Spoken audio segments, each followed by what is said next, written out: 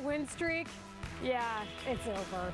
Cubs saw a 3-0 lead over the Marlins evaporate. It turned into a 6-5 loss at Wrigley last night. Time to start a new one, but they will have to get past the Marlins' best starter in Caleb Smith. But the Cubs send the gamer, John Lester, to the hill tonight. We have Doug Glanville and Frank Thomas in the house. Let's rock. Yeah.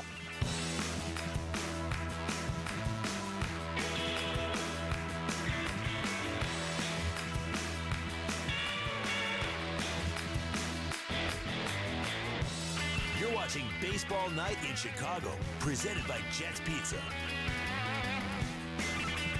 Hello and welcome to Baseball Night in Chicago, presented by Jets Pizza. Doug Glanville and Frank Thomas join me. Layla Rahimi, it is my pleasure. And it is back to work for the Cubs. They've still won 7 of their last 8 games. However, last night was a winnable game that slipped away late, and it's something that, Frank, we all talked about, Doug, in the pre-show meeting. That wasn't what you wanted to see. Not at all, especially with a three-run lead. I call it playing down to the competition. They just swept the St. Louis Cardinals at home, and then you get to a team that's last place, the last place team in baseball, and you let up a little bit. And that team came back to bite them after they swept them in Miami a week ago. Yeah, and I think you saw that the Cubs recognize that they are the ones that can beat themselves. They're capable at their best baseball to be able to beat teams, even those teams, at their best. And they really finally came around after the streak, and that's how it ended. They ended up beating themselves, and that's something they've avoided over the last couple of weeks. It's an interesting and simple way to put it, and perhaps one of the best explanations as to what happened last night, Doug. So in a one-run loss, as we discussed, everything is magnified, and that's what happened in that 9th inning with Kyle Ryan on the mound. So the Cubs were down 5-4. Martin Prado hits a ground ball back to Ryan. We'll see it here, and instead of throwing home to prevent the run from scoring, Ryan freezes and throws to first. That's a fundamental mistake, one Ryan knows he made. He's not happy about it, but it reminds me of why pitchers' fielding practice, as we talk about all the time, PFP, is absolutely a thing. That's not what you want to see from a young reliever, and in that edge of a game. Yeah, and you can see that the base runner Walker was like, okay, come get me. I'm going to try to be in a rundown. So he was actually conceding that he was going to get tagged out or at least get in a rundown at some point. But clearly he just froze up and decided to make the conservative choice to go to first and just let the run walk home. That's why any ball in play is dangerous, because defensive players have to make plays. And pitchers sometimes, like you said, he froze. It's one of those things, he's made that play over and over and over, but in that situation, he didn't want to make a mistake. He took the easy out. Yeah, it's easy to say to yourself, I'm going to throw to first. You do it all the time. But throwing home in that situation is a little bit different once the pedal meets the metal. Yeah, I think so. I mean, the Cubs last night, actually, when I left here last night, they were up 4-3. I thought this game was put to bed, and then this happened. So it's a tough loss for the Cubs last night, especially in this division. And you got Milwaukee and St. Louis, who are not going anywhere all season long. You got to beat them head-to-head. You got to take the wins against teams like Miami. Not saying they can't beat you, but when a team's down and they're the last place team in baseball, you have to beat them. Yeah, and that's what happens in these tight division races, as we know. Just because there's a team that you're playing that's in last place, you very much have to go through that team in order to win the division. Whether that's in the NL East or in the NL Central, or that team is in the NL Central, as we saw in the Reds last year. Yeah, and you have to go through the finish line. And a lot of times you say, well, it's a bad loss, and certainly that's a team they need to beat. But all these teams in the division are going to capitalize on beating teams that are weaker than them. And that's the idea of all season long. And the Marlins, whatever rebuild or whatever's going on, especially when you have a 7-game streak, you're playing well, and it's just that one inning slip up, and all of a sudden, doesn't matter what level, what team, major league teams are going to find a way to beat you. Of course, the game is not won or lost on one play, and that was the case in this one, especially. Pedro Strop walked 3 batters and allowed Cubs batters to walk 10 times, by the way. Cubs had 10 walks. None of those walks scored. They hit into 4 double plays, and they had the bases loaded with nobody out in the 6th. They only scored 1 run. So it was a base hit to 4 batters that he faced. So there was a lot of situations happening here where the Cubs couldn't get guys aboard. Well, when you got the bases loaded, 1 out, and you don't get anything done, it can come back to haunt you. It happens a lot in Major League Baseball. But honestly, once again, when you got a team that is rebuilding, you got to put the fire out. You just got to really give them no reason to think they can beat you. And at that point last night, they came back and found a way to beat them. And Starlin Castro's on another club. You know, he's happy to be the Cubs whenever he can. You know, so he's got those guys fired up. The Cubs got to come in tonight and act like they're playing a playoff caliber team. That's right. Yeah, those balls are hit hard, by the way. So yeah. They did strike it well, just right at them. And that happens. But the runners in scoring position number is something that we talked about last year with the same Cubs team. And when it rears its ugly head, it's something that I think we all tend to keep an eye on. Yeah, I mean, it's definitely a number that represents why you are where you are. But the reality is you don't have control of hitting it where they're not necessarily. It's about hitting it hard and striking it well. And they did that for the most part. And I have to think most games in that situation, one of those balls goes through and we have a different outcome. So they didn't close it out. The back end of the bullpen really cost them. And now they have to regroup off of that. Yeah, painful to see none of those walks score, though, that's for sure. So now let's head back out to the ballpark. And that is where we find Kelly Kroll, live from Wrigley. And Kelly, after the start that this team has had, it seems like bouncing back from a loss last night would be no big deal. Yeah, you're certainly right. And speaking with a number of the guys this afternoon, it was just one of those games, and it was a bit weird the way it played out. A lot of people thought that maybe that could be a trap game, but as Rizzo pointed out afterwards, they got out to the early lead. And then, they think that the role that they've been on, despite last night, is really sustainable because they're getting production up and down the lineup. This isn't one or two guys that's carrying the load right now, and it's not being done with just the long ball. As David Bodie pointed out, they're passing the baton, they're moving runners, they're getting guys home from third. The pitching's been really good, the defense has been really good, and there's no reason to think that one loss last night that came from a couple of bad outings from a couple of guys is going to change the direction this team is on. So if anything, they look at it as a test tonight as to how they will rebound, and really, haven't we seen how this team has rebounded? They started the year 1-7. I feel like they've kind of proved that already. They're just going to get out here tonight and get back to winning baseball is what most of the guys are saying. Yeah, Kelly, they're in a very good spot to do so. And Pedro Strop, as we know, struggled last night, couldn't get the job done in the ninth. But it sounds like Joe Maddon still has all the faith in the world in his appointed closer right now. Yeah, why wouldn't he, right? He's been one of the most reliable arms out of the bullpen, and for him to walk the three guys and bring in that run, he just couldn't find the strike zone last night, and that happens, and teams expect that to happen every once in a while from their guys out there. But I think Joe Maddon will, not hesitate going back to Pedro Strop. And you think about the arms that they've got back there right now. One of the guys they're looking to add soon will be Mike Montgomery. And Joe spoke today about him. He's getting closer, and they have a few ideas as to how they're going to bring him back. But they're not looking at a six-man rotation. I know some fans have been wondering if that's a possibility. That is something that usually Joe goes to after the All-Star break, Layla.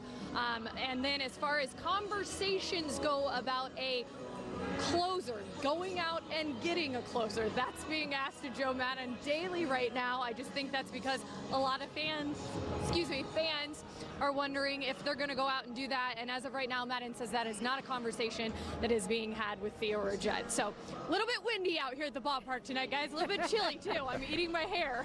Yeah, Kelly, it was cold last night. It does not look pleasant out there. We always appreciate you taking one for the team and being out in the elements.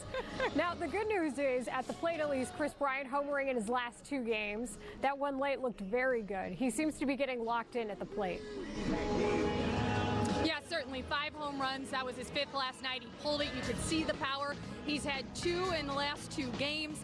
And what was interesting is Joe Maddon said that, this year he's obviously trying to be around the guys a little bit more, get more involved. Last year he stayed out of what he said wasn't his lane. And he went back and watched video of Bryant from 2016, and he goes, oftentimes when you're talking about some of the best hitters in the league, all you got to do is go back to video of when they were hitting well, and there will be a difference. And he noticed something in Chris Bryant's setup. Now, don't give all the credit to Joe Maddon. Of course, we know how many hours upon hours that KB spends in the cage, right? This guy has done a lot of work on his own, and you figured a guy like him would come out, break out of the slump at some point. But I think it's interesting to note that Joe Maddon is more involved when it comes to that. Even today, we were waiting on him, before the game to talk to us with the media, and he came out here before because there was early hitting going on. time. So he came out here first, talked to a couple of the guys, then came back and met with the media. But just one of the differences this year that we're already starting to notice with Joe Maddon, and I think it certainly is a very good sign for Chris Bryant,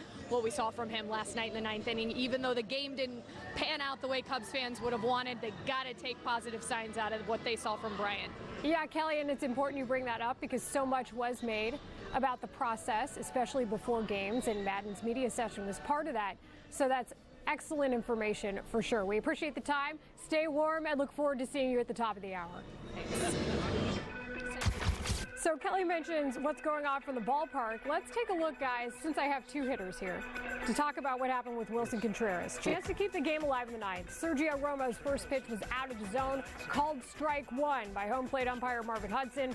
Wilson wasn't happy with the call, and he visibly shows his frustration. Swings and misses at the next two pitches, which were both balls to end the game. I reminded of that phrase, you can't let one loss beat you twice. Easier said than done, but you guys are pro hitters. You know what happened here. As a hitter, you cannot get frustrated in that situation, especially deep in the late in the ball game. But a catcher, sometimes he knows the pitches he's been getting called all night and the ones that he was missing. So I never argue with the catcher because he knows exactly what the guy was calling for 9 innings. So that's why Wilson was really frustrated. Right, and it's also why Wilson has to be careful, right? Because he is the catcher and he has a relationship with these umpires that doesn't end in the game. It ends over the course of a career. So you always have to build up that body of work and the relationship to make sure you don't say something regrettable that's going to cost you the rest of your days behind the plate. So Contreras, I thought, generally did a pretty good job with that. Definitely frustrated, but Romo, that frisbee slider, he chased it, and he'll have to make adjustments and reset off of that. He's got to shake it off.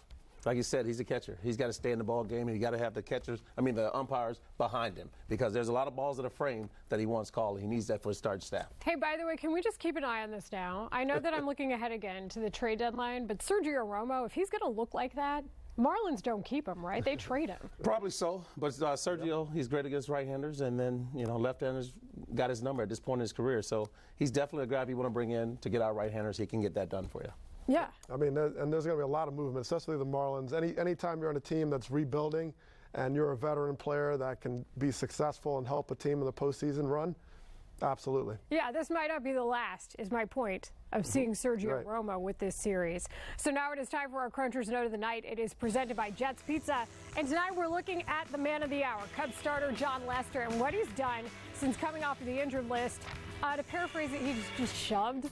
Back on April 25th against the Dodgers, the lefty gave up just 1 run on 4 hits and 5 innings of work. Didn't walk out a batter and struck out 5. Then last Wednesday in Seattle against an offensively powerful team, Lester was even better, throwing 7 shutout innings, gave up just 1 hit and no walks, and 8 strikeouts. If you go back to the home opener, before he left the game with that hamstring injury, he threw 2 shutout innings. So he has allowed just 1 run in his last 14 innings, and we added another Cruncher's Note of the Night since it's appropriate. Frank, 5 for 11 against the lefty. Tell you what, Jon Lester is a pro's pro. This guy can spot, he consistently spots. He's a leader. I look at him as the one guy that got paid the big bucks and has been worth every penny as a starting pitcher. So I got my hats off to Jon Lester because he's done his job over and over and over, consistently stopped streaks one way or the other. But he's very consistent, and I love watching him pitch. Yeah, it's those big wins that he gets, and they're not necessarily like, oh, it's the Cardinals or it's a rival. It's that ending of the bad stretch. All of a sudden they're down 3, they turn the ball over to Jon Lester, and all of a sudden he gives you that start, which is efficient, it saves the bullpen, and it resets and breaks that streak. So he's done that time and time again, and that's one of the quiet marks of how excellent he's been in this contract. Yeah, even for all the accolades he gets, I still think he is very, very underrated, and he has earned every penny. Oh, he's earned every penny. I tell people all the time, that's the one starter who's earned every year his money, and he's looking for another contract soon. There's some overpaid pitchers who should thank him. Maybe roll off a couple percent. Yeah. So we have more to come on the show. Len and JD have the call of Game 2 of this series between the Cubs and the Marlins at the top of the hour here on NBC Sports Chicago Plus. Next, we switch over to the south side of town, where Frank's mystery man, James McCann, has been a source of some unexpected offense for the Sox so far this season. And as we had to break, here's Joe Maddon's lineup for tonight, facing the Marlins: Almora, Bryant, Rizzo, Baez, Contreras, David Bodie, Jason Hayward, Kyle Schwarber, and then Just a 500 average for John Lester. Hey, just saying. Just saying. Pitcher who rakes.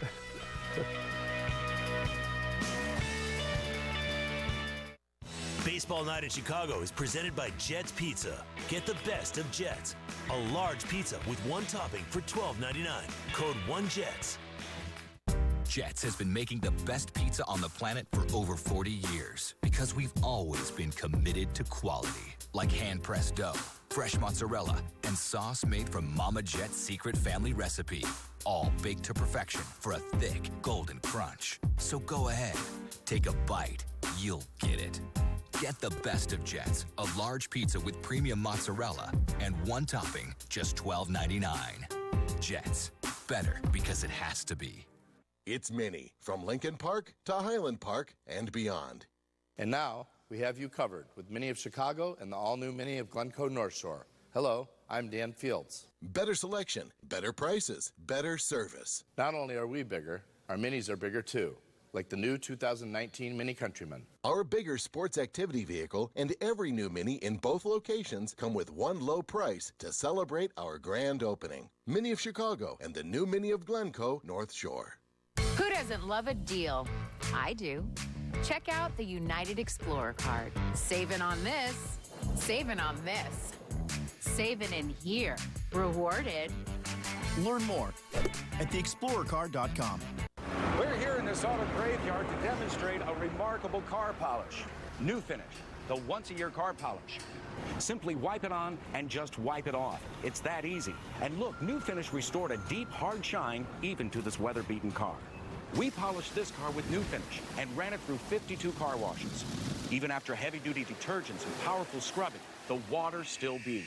So get New Finish. Available at Advance Auto, Target, Home Depot, Walgreens, AutoZone, Walmart, and other leading stores. Summer's here, and with a great deal on a new Toyota, you can do all the things that make the season so much fun. Like go biking, Mother's Day, glamping, graduations, music festivals, motocross, zip lining. Right now, get $2,000 customer cash on a sporty new 2019 Corolla. Hurry in today or visit buyattoyota.com for more great deals. Your summer starts here. Toyota, let's go places.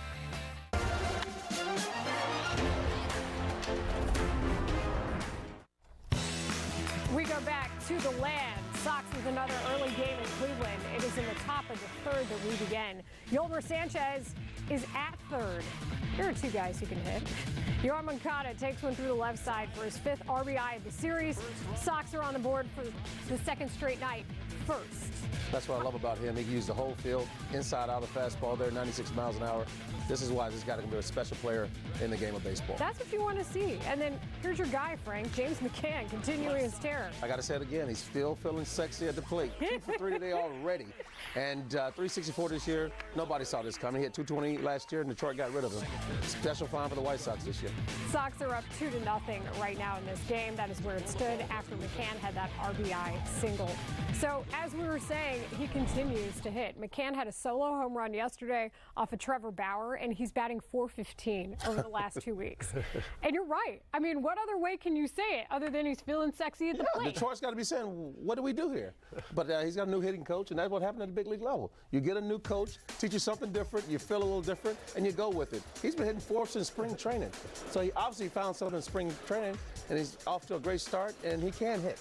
Just needs some. It takes a special coach sometime to bring it out of you, and he's found that with Taj Stevenson here in Chicago. Yeah, I was looking at some of his numbers, and I mean, he's hitting 380 when he's behind in the count, actually behind in the count, and he's hitting 326 when he has 2 strikes on him. So he's not getting what I call going down the drain. You know, you get behind the count, and all of a sudden you start chasing, expanding, and then you're out. He's actually finding ways to fight out of holes and get hits out of it. So, I mean, that's a very positive sign because it's tough. As you get behind, all of a sudden you can expand too much, and he's not doing that right now. It is funny because the initial reaction was, James McCann is batting fourth? Yes. And then spring training, I was like, what? What? And then you saw his numbers, and you're like, oh, he had 3 hits yesterday. Yes. Oh, he had 2 hits. And then it started adding up.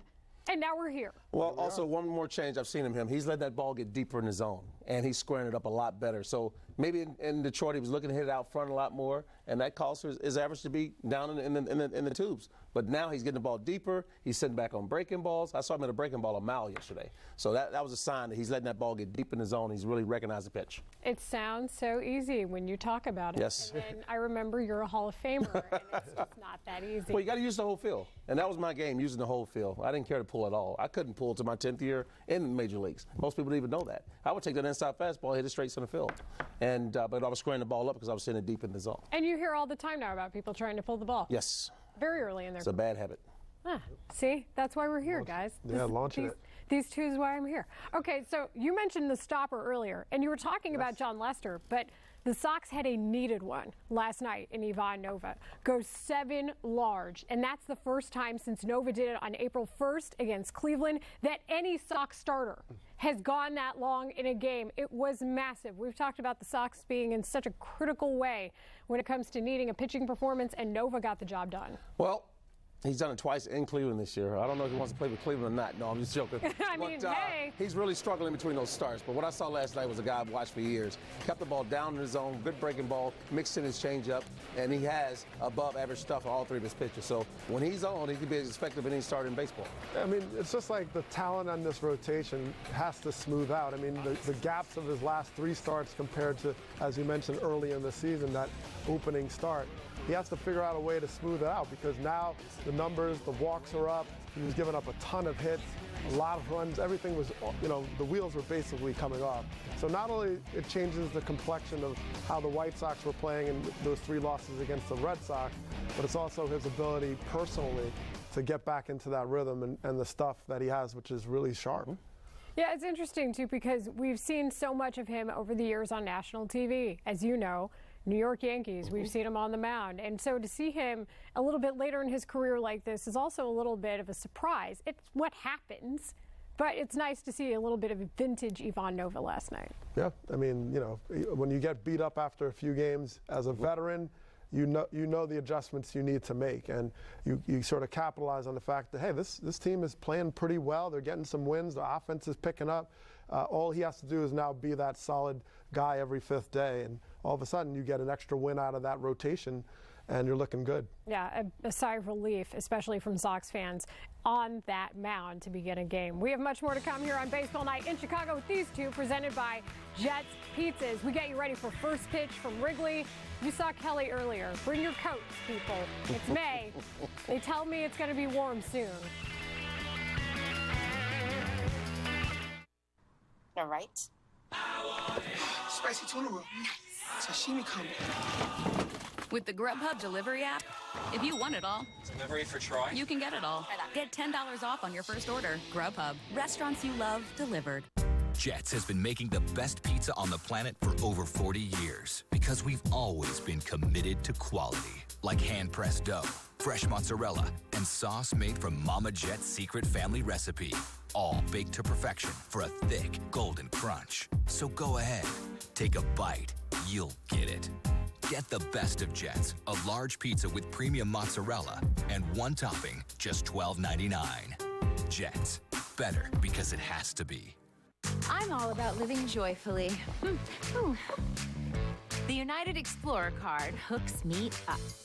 Getting more for getting away. Traveling lighter. Getting settled. Rewarded. Learn more at theexplorercard.com. We're here in this auto graveyard to demonstrate a remarkable car polish. New Finish, the once-a-year car polish. Simply wipe it on and just wipe it off. It's that easy. And look, New Finish restored a deep, hard shine even to this weather-beaten car. We polished this car with New Finish and ran it through 52 car washes. Even after heavy-duty detergents and powerful scrubbing, the water still beads. So get New Finish. Available at Pep Boys, Target, Ace, O'Reilly Auto, AutoZone, Walmart, and other leading stores. Hi, I'm Jay Glotzer, and I'd personally like to invite you to visit the all-new Chicago Northside Toyota. It's not just the building that's new. I'm a new part of the team as well. And with over 35 years of serving Toyota customers in Chicagoland, I know how they should be treated. I'm excited to be joining a dealership that has a reputation for customer satisfaction the way that we do. There has never been a better place to visit. Make the switch, like I did. You're going to like buying a car this way. Hey, I'm celebrity home improvement expert Frank Fontana, and I deal with a lot of heating and air conditioning issues. And did you know that a dirty air conditioner can lead to higher utility bills and costly breakdowns? That's why when it comes to staying cool, I trust the experts at Four Seasons. Our AC tune-up includes a 22-point inspection and complete cleaning. Hey, peace of mind for the entire season is only a tune-up away, especially with our 1-year no-breakdown guarantee. So join myself and over 250,000 families who trust their comfort to Four Seasons. For all the right reasons, call 866-4SEASONS. We're back here on Baseball Night in Chicago, presented by Jets Pizza, getting you ready for the first pitch of the second game of the series between the Cubs and the Marlins. Cubs trying to get another win streak put together. So with the Marlins in town, guess who's back? A guy who means a lot to the Cubs, and that is Starlin Castro, a face of their rebuild. Made his Major League debut 9 years ago tonight with the Cubs. Our Luke Stuckmeyer caught up with Castro earlier today, and the infielder looked back at the day he made it to the show. I remember everything in Double-A when the manager in Double-A called me in the morning that I go to the big league. I don't really believe in him, you know. And you say you seriously, like that's true. Say yeah, you know. I think that's the special moment that I never forget, and really special for me and my family. I can't believe it was that long because he hasn't aged a day. I can.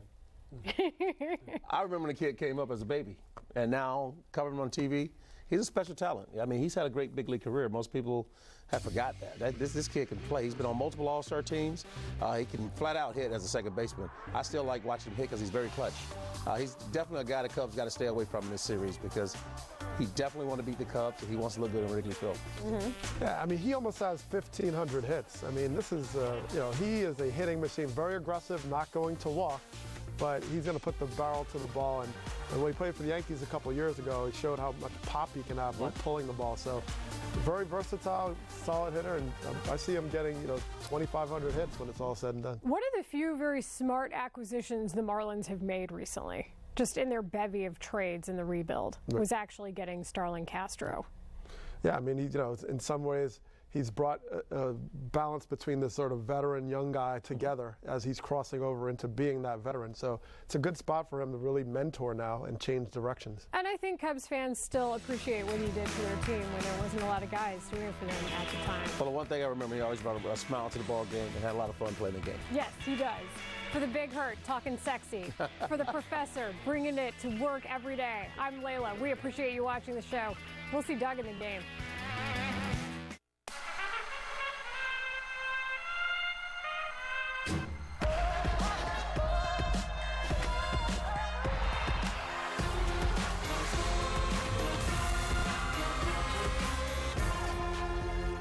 I love scouting. Searching for big and gutsy Cabernets or Pinot Noirs showing finesse. Great wine doesn't need to break your salary cap. That's why Clark & Sheffield wines make my lineup. Now available at Binny's Beverage Depot. Cheers. And Doug. Look, Limu, a civilian buying a new car. Let's go. Limu's right. Liberty Mutual could save you money by customizing your car insurance, so you only pay for what you need. Oh, yeah, I've been a customer for years. Huh.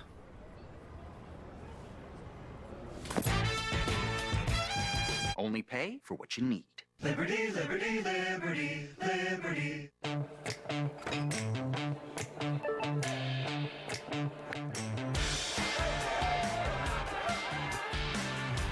Crisp beer with refreshing lemonade flavor. Take back summer with Leinenkugel's Summer Shandy. I'm gonna make the change. Did I just witness a call to the bullpen? Nope. Just called the TD Ameritrade trade desk. Oh, it's great. They're my first call when I got check a trade. Always a good move. That's why you're the manager. I'll just sit back and co-manage. So what do I do? Hey, just kind of point around out there, touch your face, Well. Yeah, like you've done it before, though. Oh. Make the right call with the strategy gut check from TD Ameritrade's trade desk.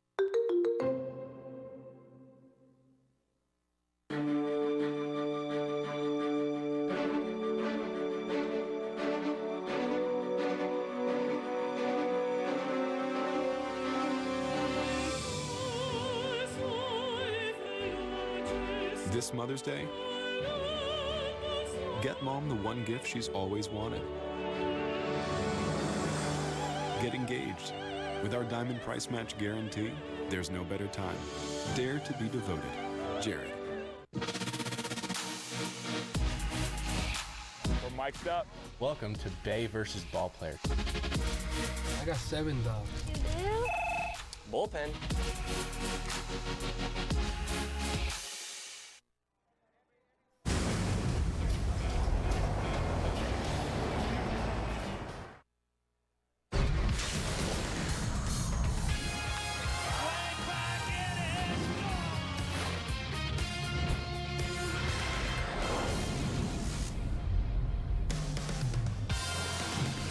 It's a chilly May night here at Wrigley Field. The Cubs trying to start another win streak. Their 7-game streak ended last night as the Marlins scored 3 in the 9th and beat the Cubs 6-5 to start this 4-game series here on NBC Sports Chicago.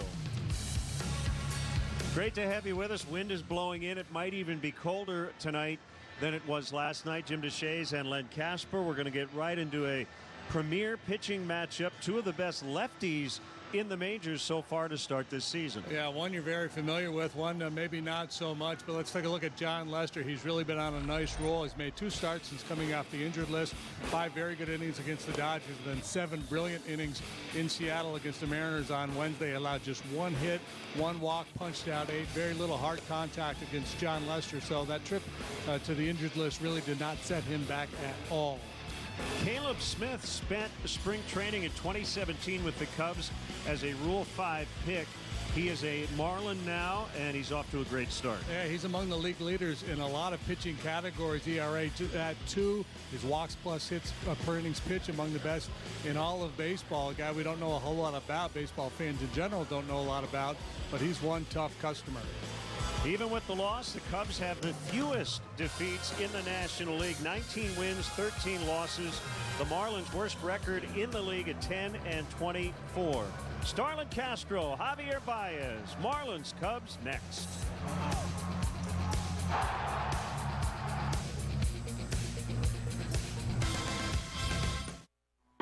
Your eyes don't deceive you. This taco is filled with crunchy, melty nachos for just $1. The new $1 loaded nacho taco from Taco Bell's Cravings Value Menu. Value beyond belief. We're finally back out in our yard, but so are they. Scott's Turf Builder Triple Action. It kills weeds, prevents crabgrass, and feeds so grass can thrive. Guaranteed. Our backyard is back. This is a Scott's yard. Life is just as powerful as the Lexus RX. As many safety features as the RX. The new Lexus RX has met its match. If they're talking about you, you must be doing something right. Experience the style, craftsmanship, and technology that have made the RX the leading luxury SUV of all time. Experience amazing at your Lexus dealer. This is Fred. He's dancing like nobody's watching. And because all of the devices on Fred's Wi-Fi network are protected with Xfinity XFi, literally nobody's watching. Except the millions of you, of course. Wait, millions of people are watching? Yeah, we're making a commercial. If it's connected, it's protected with Xfinity XFi. Now that's simple, easy, awesome. Ask about download speed up to 400 megabits per second, or even faster, up to a gig. Learn more and get started for $30 a month for a year. Switch today. Some things are out of your control, like bedhead. Rub-a-dub ducky. And then there's National Car Rental. At National, I'm in total control. I can just skip the counter and choose any car in the aisle I like. So I can rent fast without getting a hair out of place. Hey. Control. Go National. Go like a pro. Cubs baseball on NBC Sports Chicago is brought to you in part by Lexus, who encourages you to experience amazing. Blue Cross and Blue Shield of Illinois, through it all. Ford, who invites you to go further in their fuel-efficient vehicles. Check out our entire lineup at your local Ford store or buyafordnow.com. Menards, save big money at Menards. And by Southwest Airlines, low fares, no hidden fees. That's transparency. Welcome back to beautiful Wrigley Field. Wind blowing in once again tonight. Cubs 3-1 on this 10-game homestand. Starting tonight, a half game behind the St. Louis Cardinals in the Central, and a half game ahead of Milwaukee for second. John Lester will face this Marlins Southwest starting lineup. Curtis Granderson, the Chicago native and UIC alum, will lead it off in left. Martin Prado at first, bats second. Then it's Brian Anderson in right. Jorge Alfaro, the catcher, cleans up. Starlin Castro on a big anniversary for him. More on that later. Rojas, Birdie with the game-tying homer, is first last night. Galloway, the center fielder, and the pitcher Smith, ninth. Cubs afield, excuse me, this evening, and it's brought to you by the Fields Auto Group. Kyle Schwarber, a late addition to the lineup. It was supposed to be Zobrist, but he is not in there tonight. Schwarber takes over in left. Almora center. Hayward will play right. Bryant and Baez will cover the left side of the infield. The right side belongs to Bodie and Rizzo. Wilson Contreras will do the catching, as he does almost every day. And the Lexus Experience amazing starting pitcher is John Lester. The big lefty has made 5 starts, missed some time on the injured list. He has been outstanding with a 2-1 record and a 1.73 earned run average, which would be third best in the National League if he had enough innings to qualify. Fastball, cutter, which has always been a big part of his arsenal, curve and change for Big John.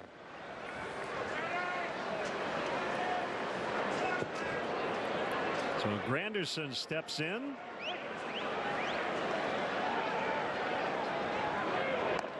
And we are underway, ball 1. Set the umpires for you. Adrian Johnson, born in Houston, Texas, will work home plate. Wolcott, Cedarstrom, and Hudson on the bases. These two gentlemen have squared off a bunch over the years. Granderson 15 out of 51 against John Lester with 3 long balls. John is 35. Curtis is 38. Granderson pinch hit leadoff walk in the 9th last night and really got things going for the Fish.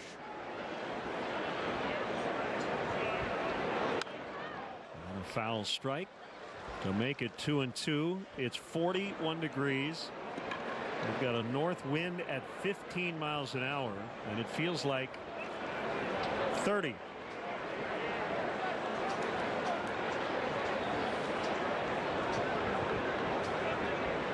Big lefty coming home, and a high fly ball. And really knocking that one down is Schwarber. Will come in and make the catch. Yeah, you're really going to have to juice it to left tonight to get it out of here. Right field maybe a little more hitter friendly.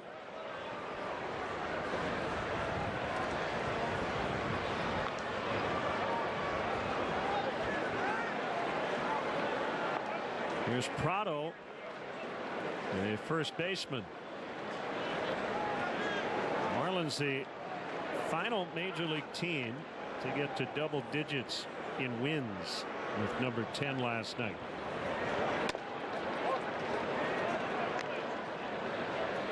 And their first win in 7 tries versus the National League Central.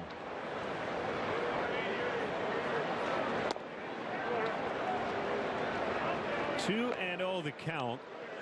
John utilized his cutter a little more often than normal in his last start in Seattle. 7 innings, no runs, no walks. He struck out 8.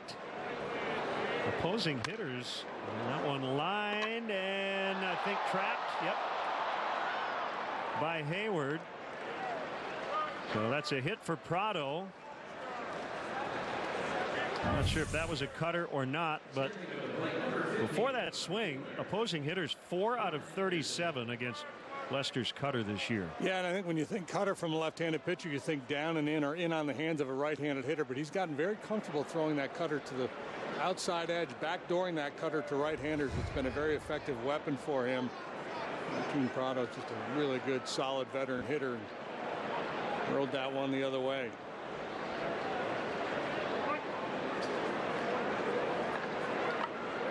Here's Brian Anderson, the right fielder.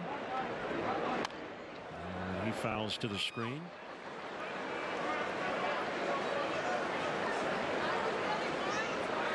Martin Prado is Jason Hayward's teammate in Atlanta, and I think saying, not going to catch that, let's go.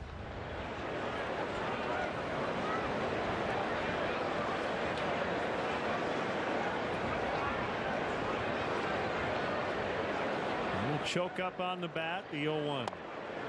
There's that cutter. And on the righty. Bit of a breakout game for the Marlins last night. They scored 6 runs. They were averaging 2.76 runs per game.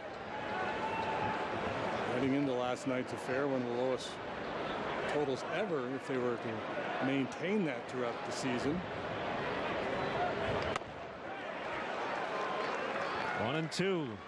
Their on base plus slugging team OPS is .605. That's the lowest since the 1972 Texas Rangers. It was the first year of the Rangers after their move from Washington. A team that finished 54-100.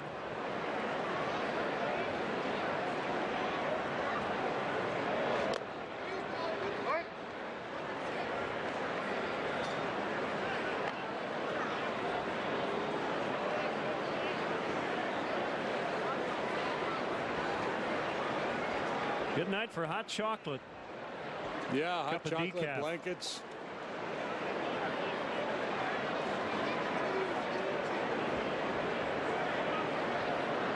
Really good lead by Prado.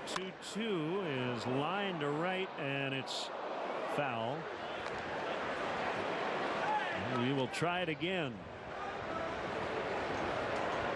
Anderson had an RBI double to right last night. He likes to shoot that ball the other way quite often. 11 home runs, 34 doubles in his rookie year last season.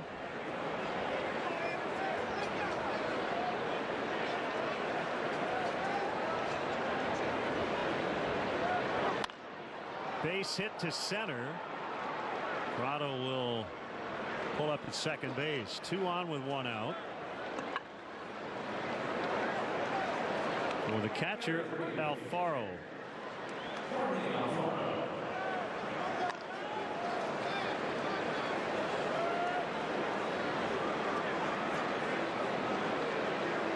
Former Philly.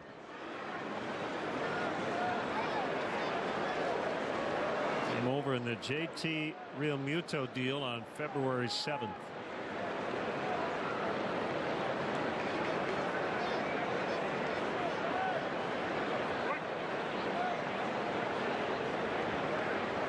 It's kind of the final big dismantle trade, right? You got rid of the 3 outfielders last year. Kept Real Muto in 2018 and finally moved him to the Phillies. Yeah, I think they wrestled with that one a little bit because of where he was in his career. Wasn't making a ton of money yet. And ultimately decided to go ahead and move him as well.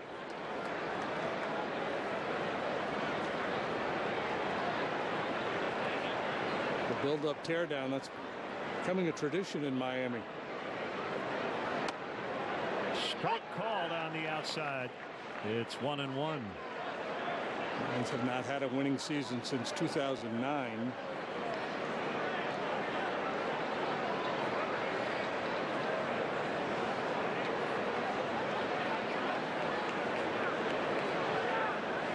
Very odd ball game last night.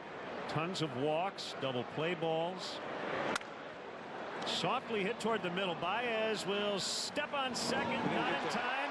In time at first. So they get 1 and then maybe 2 as Alfaro is out at first. The clock is ticking and he realizes he's got to unload this ball, so he makes a lunge for the bag and then steams the throw over to first. And, if he were to take a mulligan, he would have gone just go ahead to second base, get the out there. But, you know, sometimes you got to try to make a play, and that's what Javi Baez is all about. I mentioned a big anniversary for Starlin Castro. 9 years ago today, he had quite a big league debut. 20 years old as a Chicago Cub. He was the youngest shortstop in Cubs history. Hit a 3-run homer off Homer Bailey in his first at bat, and a bases loaded triple. 6 RBIs in that debut.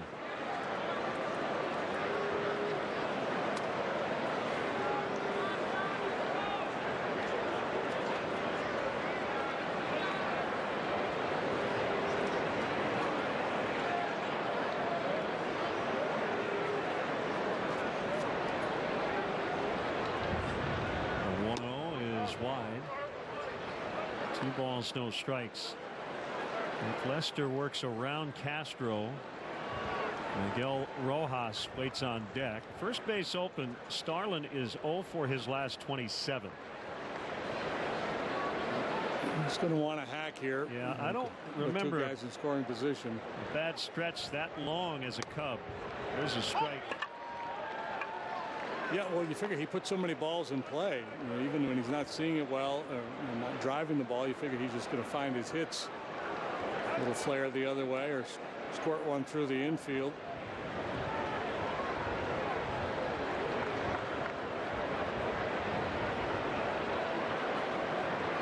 John facing the Marlins for the first time since opening day last year. 3-1. Actually looked like a good pitch.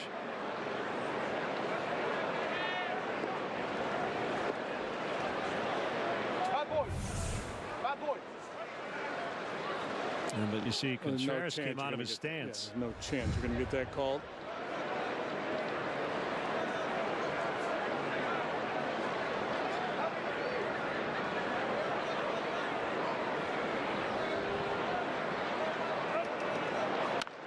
And a drive out into deep center, but again, the wind's going to help John. Caught on the warning track by Almora. Pitch in the air tonight for sure. Cubs coming up when we come back. Confidence. There's no better feature. Fusion has it. Delivering performance and efficiency. Driver assist technologies to help keep a lookout. And the smart features that put your favorite apps at your fingertips. That's Ford, and that's how you become America's best-selling brand. Get Fusion with all this for about $18,804. That's $6,311 in savings, or 0% financing for 60 months. Hello world, here's a dance that we're doing. Come on, get healthy. Put your heart into getting out and moving to keep us healthy. Don't miss a beat. With the region's largest heart program, Advocate connects you to the highest quality care. Let's make healthy happen. Sharing a moment gets everybody cruising. Come on, get healthy. Come on, get healthy.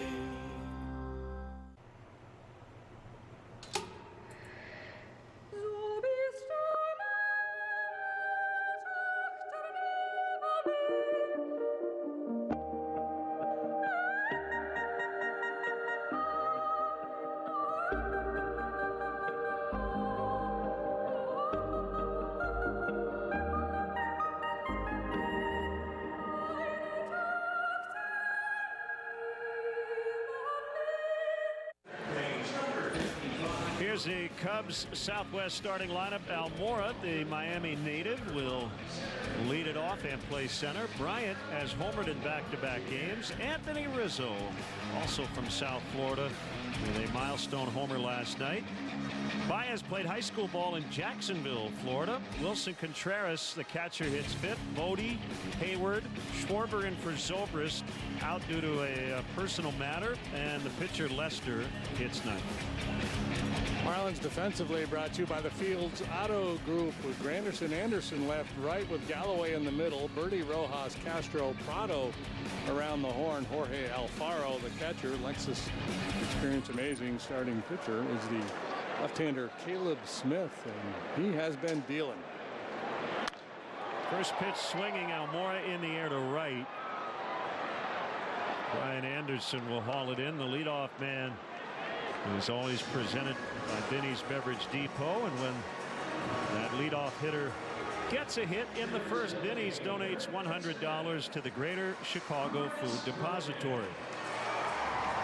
So Smith 3-0 on the year through 6 starts with an ERA right at 2. In his last 4, he's got a 108. Big strikeout numbers. And very few walks. Not a high draft pick. Swing and a miss by Bryant. 14th round of the Yankees in 2013. Yeah, he's figured it out along the way. He likes to ride his fastball up in the strike zone away to both right and left-handed hitters. Gets a lot of swings and misses in the zone with a 4-seamer. A lot of deception there, and there's a great example of it. Also get a lot of chases on his changeup. He is from Huntsville, Texas. Went to Sam Houston State, which is in his hometown. And another fly to right field. This one deep in the corner, and it's going to be a fair ball. Bryant around second, on his way to third, and he'll make it. He's got a triple.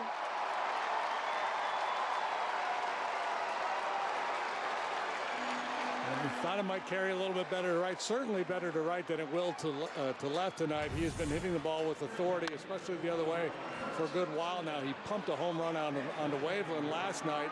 He sees this one get over the head of Anderson in right, finds another gear, and off he goes. Quick peek to find Brian Butterfield.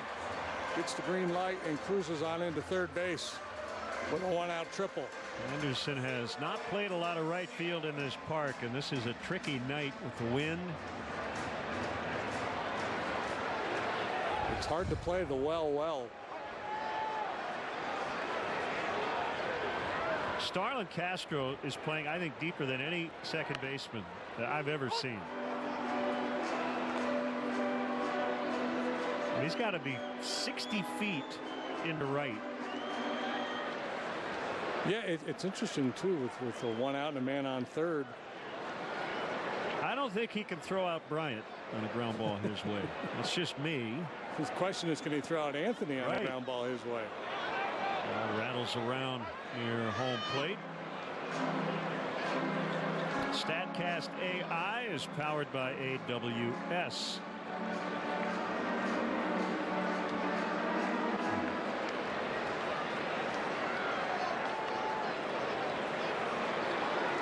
With Castro playing that deep, it seems to me that Anderson would play a little deeper in right.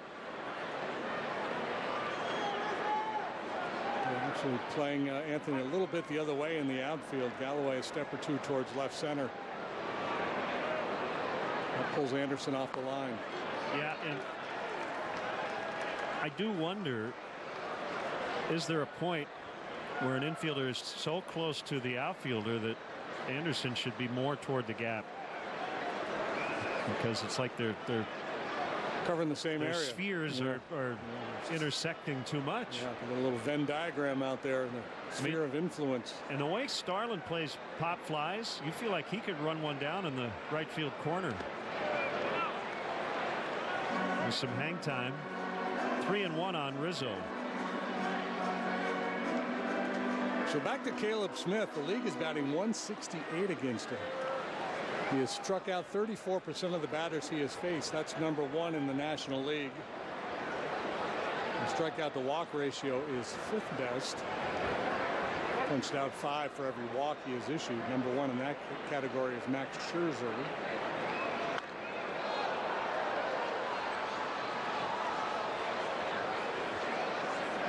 So this is a tough assignment. The Cubs hitting just .240 as a team against left-handed pitching this year. Not a huge sample. They haven't seen that many court-siders. And now Castro comes in as the count goes 3-2. They're going to pull the infield in.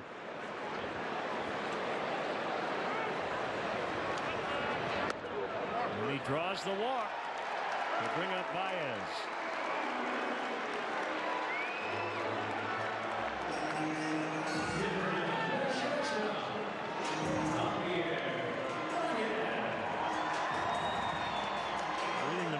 Cubs with 23 extra base hits. And this is one guy who has not struggled against left-handed pitching. Javi batting .455 against lefties. Currently 6 players in the National League with on-base plus slugging averages over 1,000, and the Cubs have 2 of them in Baez and Contreras.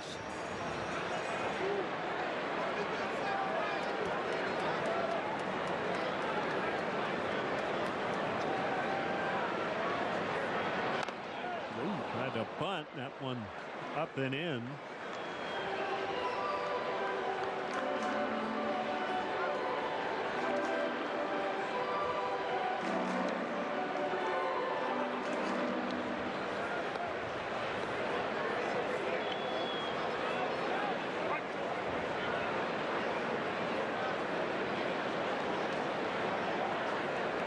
Runs for Javi, tied for second in the NL. Tied for 4th in homers with 11. 9th in OPS. Just over 1,000.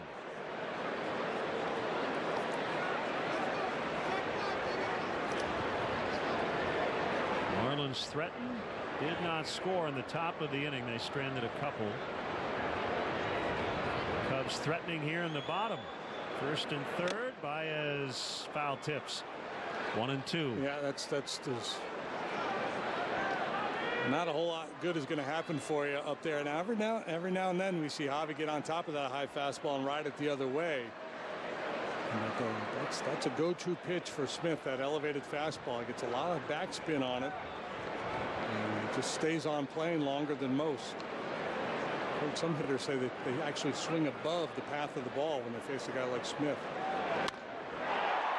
Pretty well hit out into left center, but again the wind is going to keep it in the yard. It'll be a sac fly to drive in Bryant. So that's the good news. It's 1-0. You may be sitting at home saying, man, without that wind it's 3-0. Well, without the wind it would be 3-3 because Castro's ball probably gets out as well in different conditions.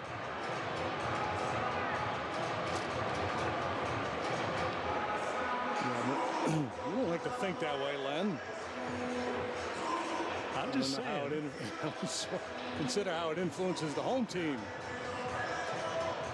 Yeah, you're spot on. And a night where, and see, last night the Cubs bounced into 4 double plays. Smith's much more of a fly ball pitcher than a ground ball pitcher, so that shouldn't be an issue here tonight. Inside on Contreras.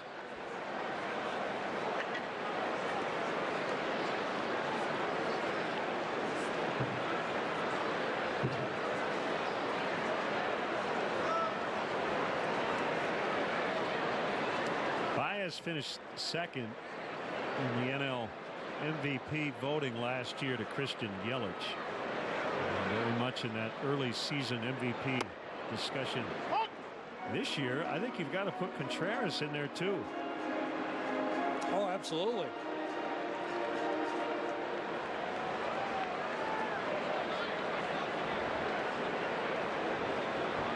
Third in the league in OPS. Over 1,100. It really helps their cases as they play very demanding positions.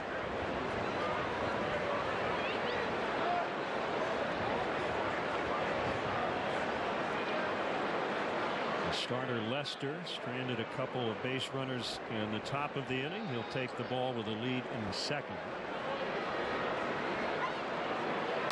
And a base hit to right.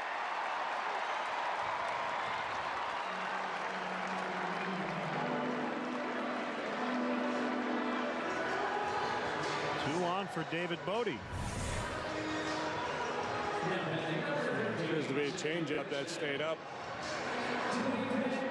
Punches it the other way, and that's really the biggest difference Contreras this year to last is just not rolling over, not hitting the ball on the ground to the pull side. His ground ball rate is way down, hitting it in the air and with a lot more authority.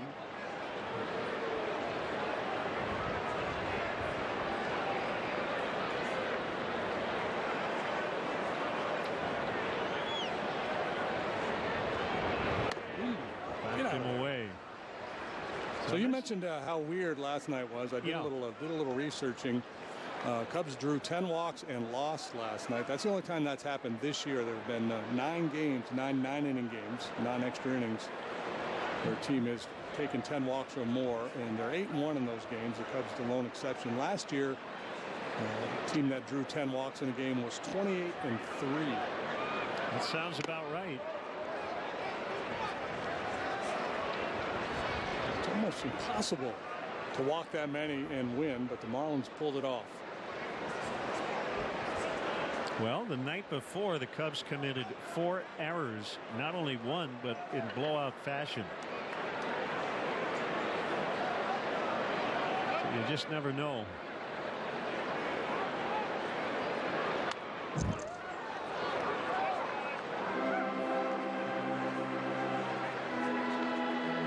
His fastball will sit around 92 miles an hour. He can get it up to 95, 96. Kind of bores in on right-handed hitters.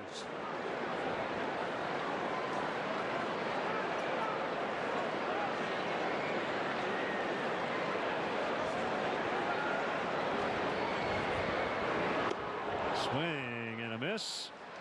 Cubs get 1 on the sac fly from Baez to score Bryant, and it's 1-0 after an inning. TripAdvisor named us the best airline in North America because we do everything differently on purpose. For one purpose, you. You're the reason we fly to 100 destinations and why we don't charge you fees to change your flight or check 2 bags. You. Over 134 million of you chose to fly Southwest last year. That's what matters most to us. The new DQ Summer Blizzard menu is here. So many flavors like new brownie dough and back again, cotton candy. It's worth the wait, though. Seriously. DQ. Happy tastes good.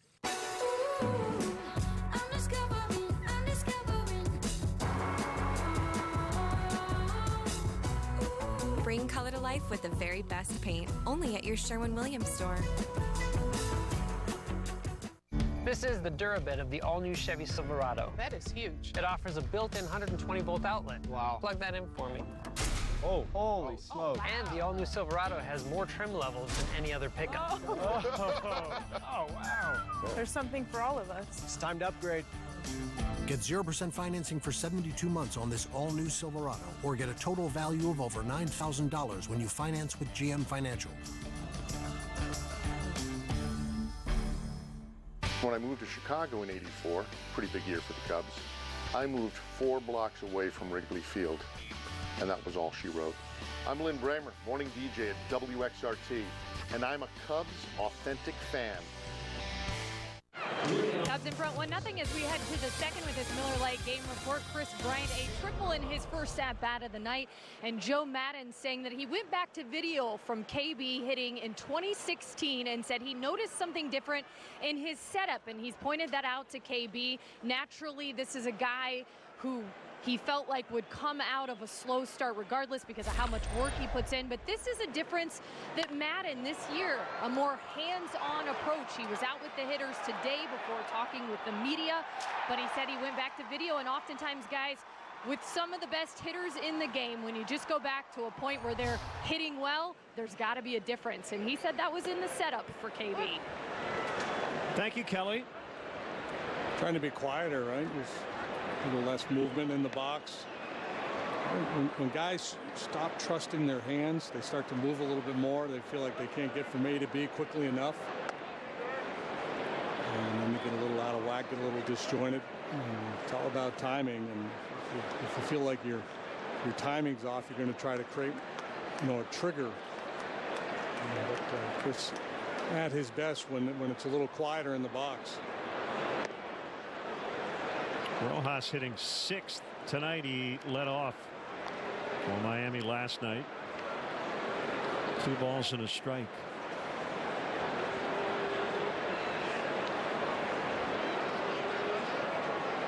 If you bought some Chris Bryant stock a couple of weeks ago, you're probably going to be handsomely rewarded. In the air to right. This is Jason Hayward. Cub fans, everybody in, the best place to spend your weekend is at Wrigley Field. Oh boy, we got a dandy this weekend. Chris Yelich and the Brewers come to town. Tickets available at Cubs.com. Get your hot dog on.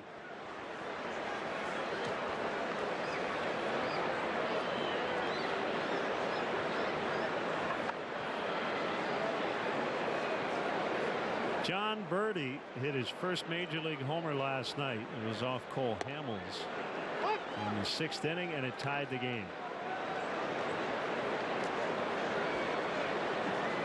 Birdie, guy who spent a lot of time in the minor leagues. He never really hit for much power as a minor leaguer. Stolen base threat for a decent average. Not a lot of slugging, but he got into one last night. Down 0-2 here. The pitch. Inside on a cutter.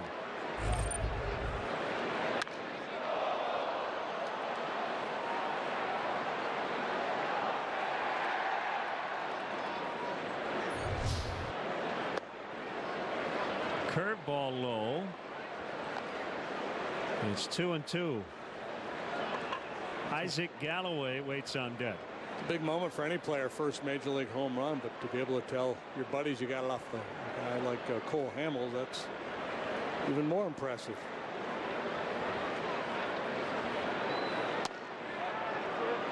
A little bit wide, according to Adrian Johnson, and it's a full count.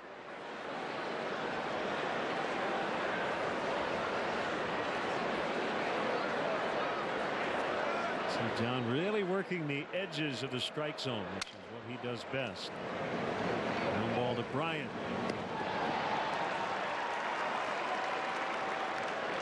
Tonight's Miller Lite bar of the game is the Crowd.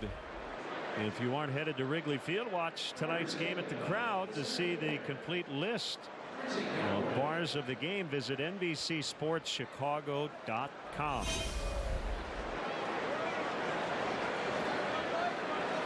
Here's Galloway, the center fielder, batting 8th.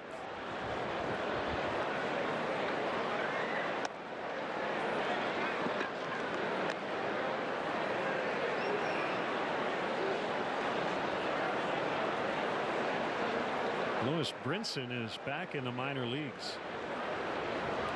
He was demoted on April 30th.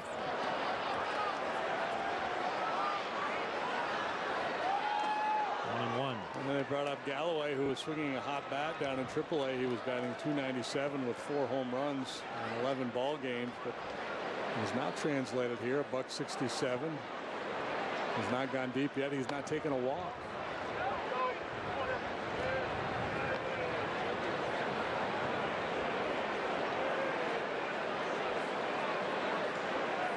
Galloway got to the big leagues for the first time in his career last season.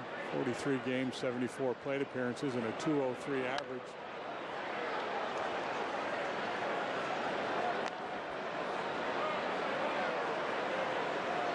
Look at his career minor league numbers. He's a guy who rarely walks and strikes out a bunch, and that's what they were getting from Brinson.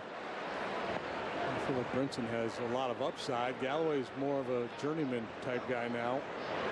Swing and a miss as we go to break. Sad news to pass along.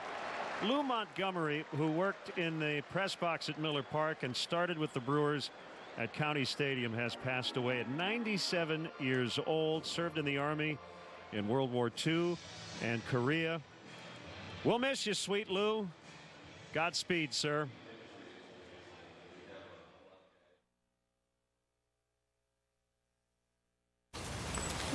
Is that a Wendy's Frosty? Yeah, and right now they're only 50 cents. The 50-cent Frosty is back. So if you need your Frosty fix, we got you. Nobody beats our prices at Menards, so you can save on updates to your backyard. Spend more time relaxing with UltraDeck low-maintenance rustic composite decking. It gives you the look of real wood without the upkeep. Rustic decking comes in sizes up to 16 feet and is available in 4 colors. 8, 12, and 16-foot lengths of rustic decking are $159 a lineal foot after rebate. Plus, a Menards gift card is perfect for Mother's Day. Save big money at Menards. Hi, I'm Jay Glotzer, and I'd personally like to invite you to visit the all-new Chicago Northside Toyota. It's not just the building that's new. I'm a new part of the team as well. And with over 35 years of serving Toyota customers in Chicagoland, I know how they should be treated. I'm excited to be joining a dealership that has a reputation for customer satisfaction the way that we do. There has never been a better place to visit. Make the switch, like I did. You're going to like buying a car this way. April 18th is National Piñata Day, but you don't need to put on a blindfold and hit a papier-mâché unicorn to get stuff you want. Just become an AARP member. Your AARP membership comes with access to more of what you want, like learning about the latest tech, health tips, nights out at local restaurants, help planning your getaways, and more.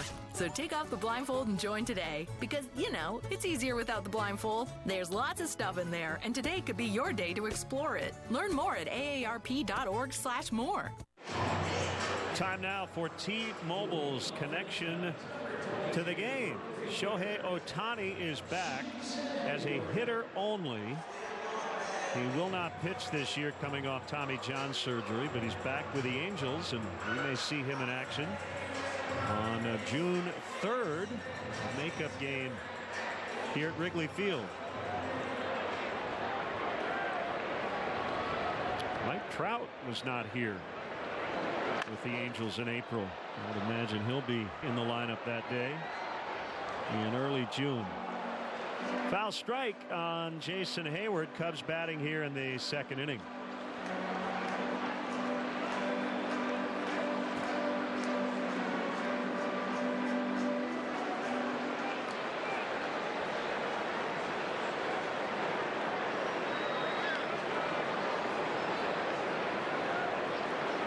Triple and a sac fly, accounting for the 1st inning run.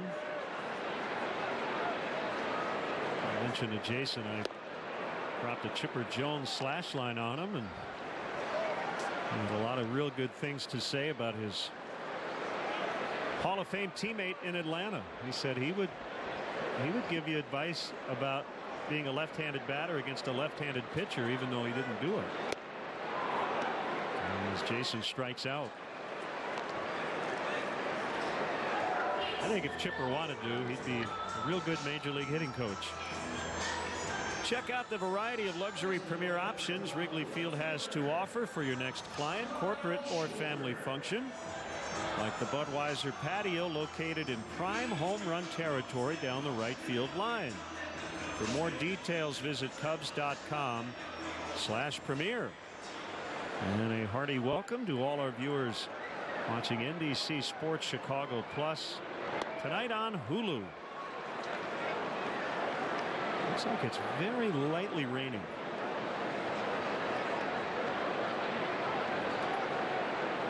Sky off in the distance has brightened a little bit. Gives you a little hope. Well, the next 2 days don't look good. Kyle's been good recently, .357 over his last 10 ball games. Excuse me, foul. Yeah, it's definitely raining. See how perceptive I am? I'm not happy it's raining. I'm just happy I'm not seeing things that aren't happening.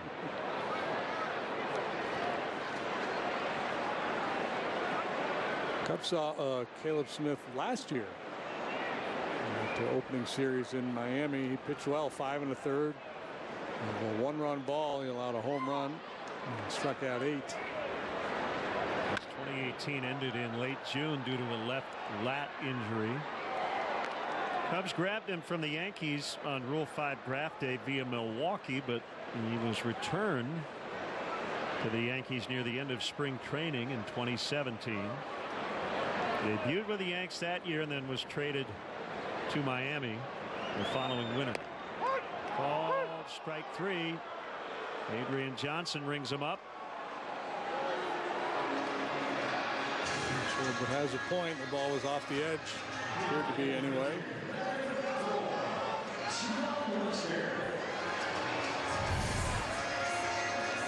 Look at our on the pitch cast. Yeah, a wee bit outside. Brings up John Lester. And he fouls, didn't mean to, and that got a piece of the catcher.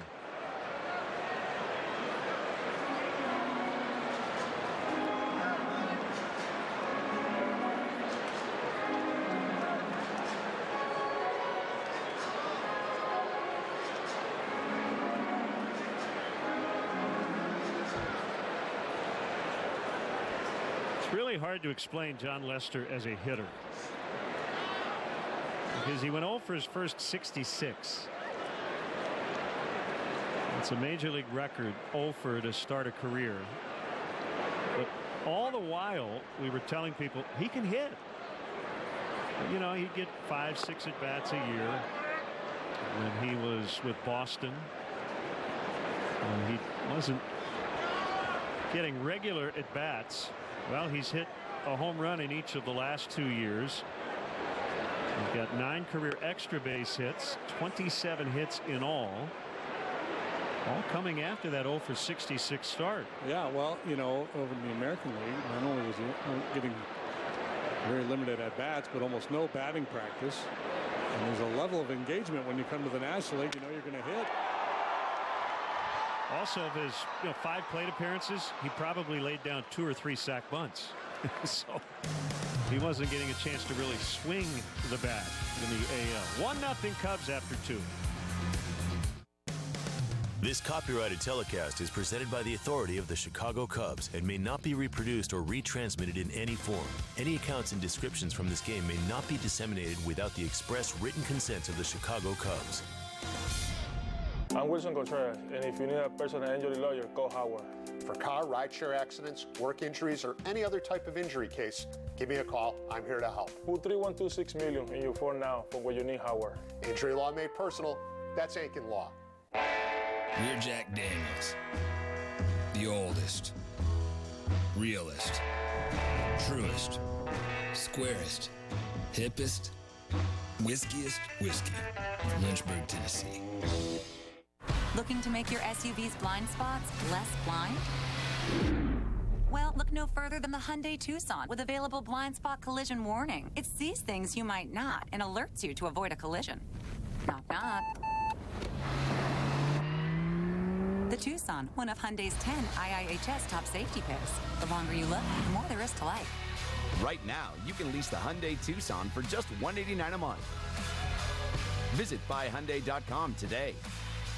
When you put your family's name on everything you make certain everything's just right. It's been that way for 4 generations with the Fellows family, and why every Fellows shredder is tested to ensure it's the world's toughest. Fellows shredders feature 100% jam-proof technology and are used by more businesses worldwide. So if you want precision engineering that stands the test of time, we're the Fellows to talk to. Third inning, 1-0 Cubs. Now a word from your Chicagoland and Northwest Indiana Honda dealers. To go up, to go down, to load, to impress, to dream, to alert, to explore, to chat. We see you. For everyone, Pilot, CR-V, and HR-V from Honda, awarded Best SUV Brand for 2019. Time now for Scott's Triple Threat. Oh, this is always fun. I'm going to show you 3 people. They're doing wonderful things. And most career wins by a left-hander, active, CC Sabathia. And then 2 Cubs, John Lester and Cole Hamels. Ball one on the pitcher Smith. He is a right-handed batter. 4 out of 33 in his young career without an extra base hit to date. Good location on that fastball.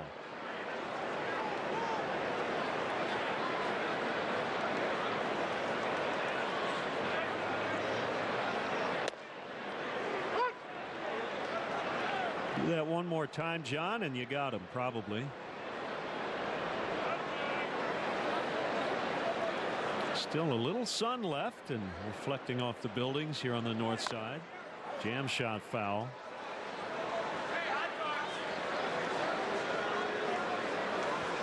We should be fine the rest of the night. The forecast not quite as promising the next couple of days.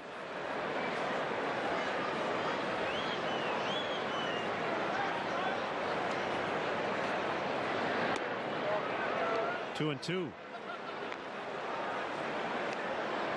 I think this sequence here tells you everything you need to know about John Lester.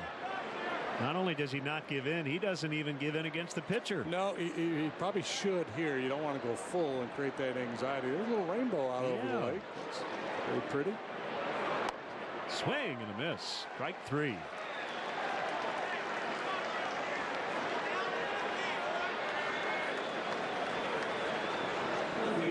Will bring up Granderson for the second time. He is a pitcher of the baseball. He's not a thrower. He's not just humping it up there trying to throw as hard as humanly possible. His velocity has gone down over the years, but he still really knows how to pitch. In, out, up, down. Granderson went to Thornton Fractional South High School in Lansing. He said he wanted to be a basketball player.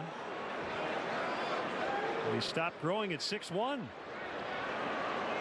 The University of Illinois Chicago said you can play basketball and baseball here. So he said let's give it a shot. And in his freshman year he actually broke his thumb during baseball practice, and that ended his basketball dreams. But it's worked out pretty well for him, as Schwarber will drop it. He got there, but twisting and turning could not haul it in, and Granderson will end up at second base.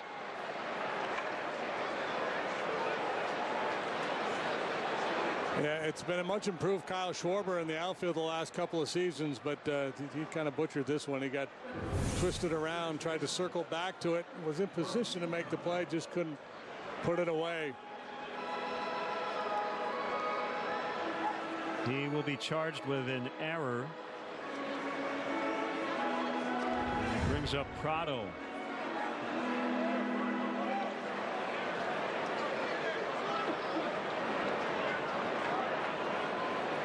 This is where an individual game becomes a team game. John Lester has a chance to pick up Schwarber.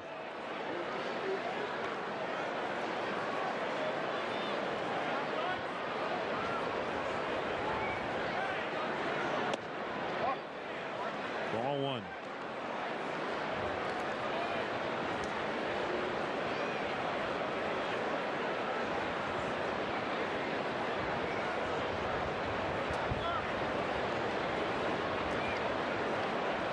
Kick and the pitch. It's a strike. They were playing Prado like a strong left-handed pull hitter, and I think that's all about the wind.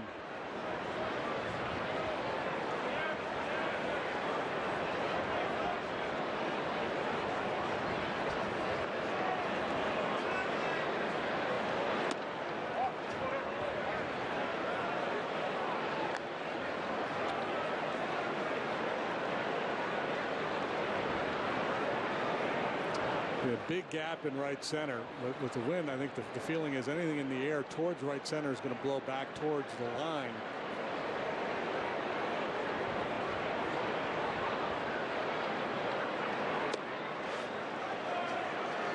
Now 3-1.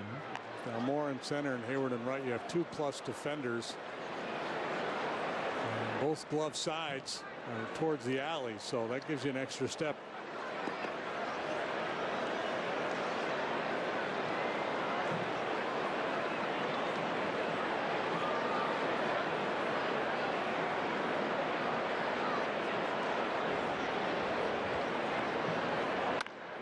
hit pretty well, and this will tie the game. Prado on his way to second. He'll stop there with a double. It's 1-1. And when balls hit like that, it doesn't matter really where you're positioned. You can hit for Prado single, double. He smoked that one. That'll be an unearned run.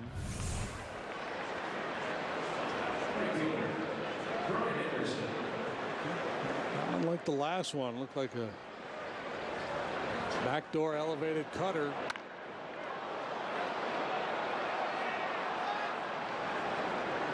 And just a four-seamer that was up a little bit. So Prado 2 for 2. And the batter is Anderson.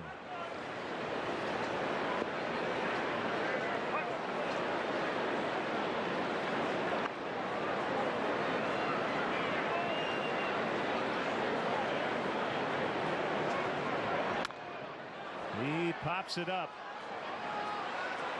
The wind's going to grab it. You see where Rizzo thought it would go, and it might have landed in his glove without wind, but not tonight.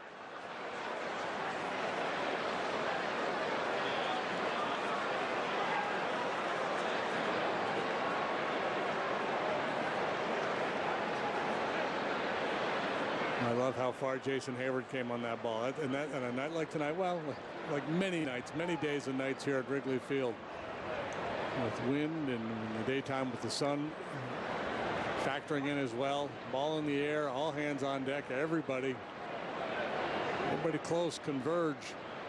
Don't make any assumptions. Anderson played exclusively third base to start the year, but since April 20th, he has been their right fielder. Garrett Cooper has been on the injured list a couple of times.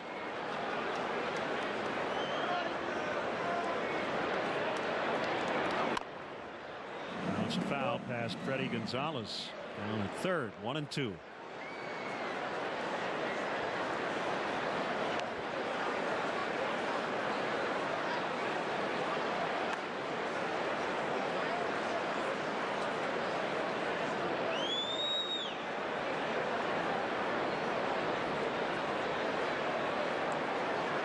John has the sign.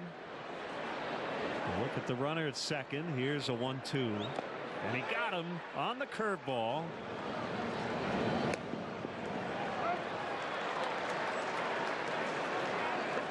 Three strikeouts for Lester.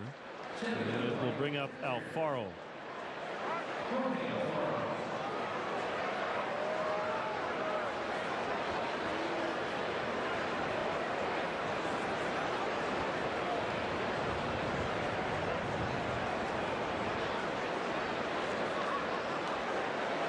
Maybe a quick refresher on Alfaro, what they want to do if they fall behind him with a base open, how aggressive you want to be. You don't want to get too defensive this early in the ball game. That may have been part of the conversation. They may have decided to change the indicator too with a man on second base.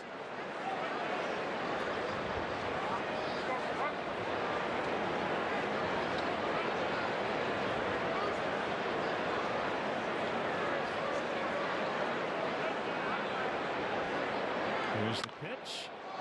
Lined and off the glove of Baez, and the Marlins will grab the lead. Jorge Alfaro with an RBI single. Prado in. It's 2-1. Oh, so close.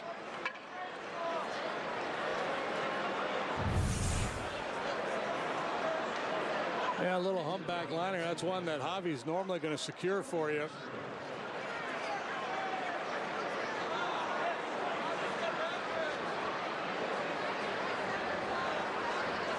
But, clearly a base hit.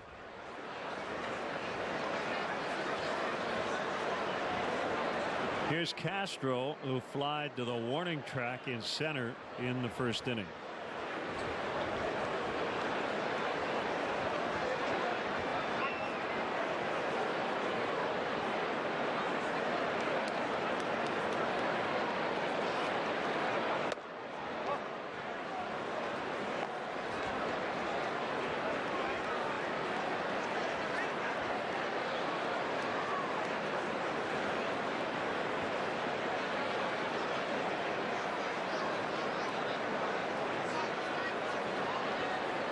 Short lead by the base runner.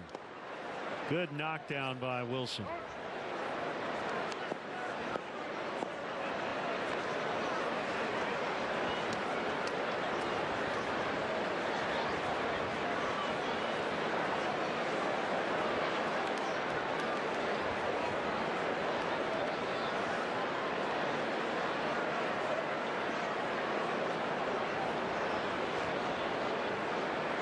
Two and 0 on Castro. Sharply hit grounder right to Bryant. And that will end the Marlins third. They get 2, however, and have the lead. It's 2-1 Miami. Run with us on a John Deere X300 series mower because seasons change. A true character doesn't. Wow, you outdone yourself this time. What are neighbors for? It's beautiful. Run with us. Search John Deere X300 for more. We know stories just sound better around a campfire. We know legends are born of grass stains and bug bites. We know some trails are yet to be blazed. We know the great outdoors. We love the great outdoors. So check out this year's Go Outdoors event and sale, only at Bass Pro Shops and Cabela's. Your adventure starts here. Ah, yes, the weekend. So, are you and your friends going to pop the top on some light beers after an exercise-a-thon? Where you spend all day doing some sort of epic hiking, biking, rollerblading thing? No. You got real work to do, involving fire and smoke and throwing back another Shiner Light Blonde. And that is the only thing you're sweating. Before opening day, the crew at T-Mobile Park made countless calls, getting everything ready for baseball. A trucker used his GPS to make sure the new signs got there in time. And the grounds crew sent 17 texts to double-check every detail. But when the sun set, they put down their phones and gave the game to the people who loved it most.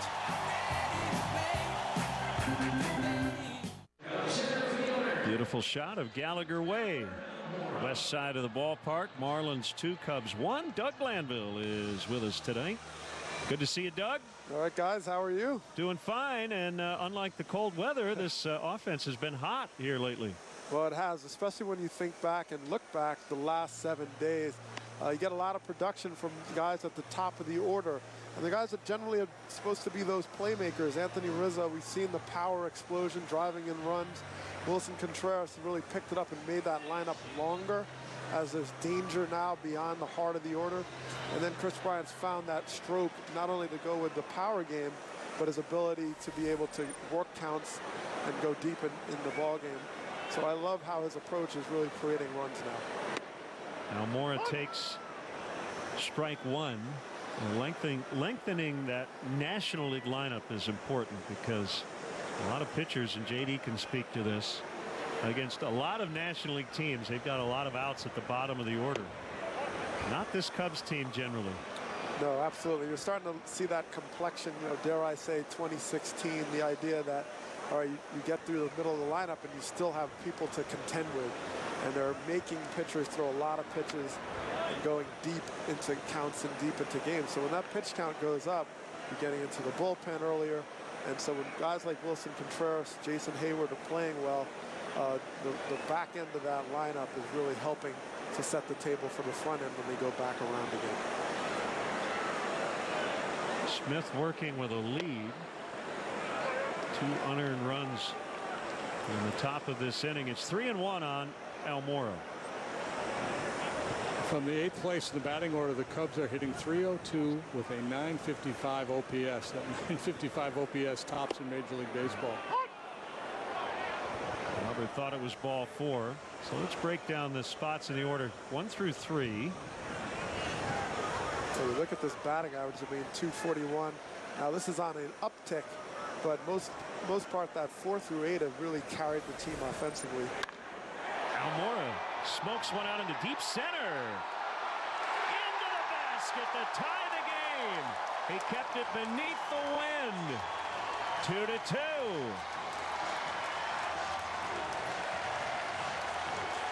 Well, that's the thing. There's more there, right, for the Cubs offensively. You get a guy like Almora going. Schwarber has picked it up here of late. Zobrist still really hasn't hit his stride. And this is a powerful swing of the bat into that wind. Puts the biscuit in the basket. For the second time this year, Almora goes deep. Our Ford home run replay. Just like that, we're back to even. Here's Bryant. He tripled into the right field corner in the first. It's a lot of fun when everybody's hitting and you're beating teams, 15-3. But the danger when your whole lineup is hot is your whole lineup can get cold. And so I remember in the minor leagues talking, Rick Patterson, one of our coaches, he said, look, everybody is going to carry this team at different times of the year. So although you might have some guys struggling, everybody's picking each other up, but you're still finding ways to win ball games, and you need that combined effort. Here's the thing about 1 through 3, even though you have a low batting average, those guys still get on base a ton. Absolutely, and think of Chris Bryant. I mean, although you early on weren't seeing the power game, questions, the slump, all these different variables, but he still was working the count. He was still getting his pitches, just wasn't executing. Called strike 3, and he has a few words for Adrian Johnson. He rarely has anything to say, so we've seen Schwarber and now Bryant sharing a little bit with Adrian Johnson. And that's the thing, when you have a good eye, and it's such an important part of the game, and you understand the strike zone, and then you get rung up on a tough pitch like that, it's time to file a petition. I remember the first time I met Chris Bryant, I was talking about growing up, and he would take pitches all the time, and his dad was like, why aren't you swinging? He's like, those were balls. That's incredible. So even early on, he had a great sense of the strike zone. And a tough thing about developing in this league is understanding your zone versus the strike zone. And they can be two different things. You have to know your strength and where you can expand into your strength. And that's a tough lesson. There's a strike on Rizzo. 1-1 the count. Again, Castro deep in the hole at second base.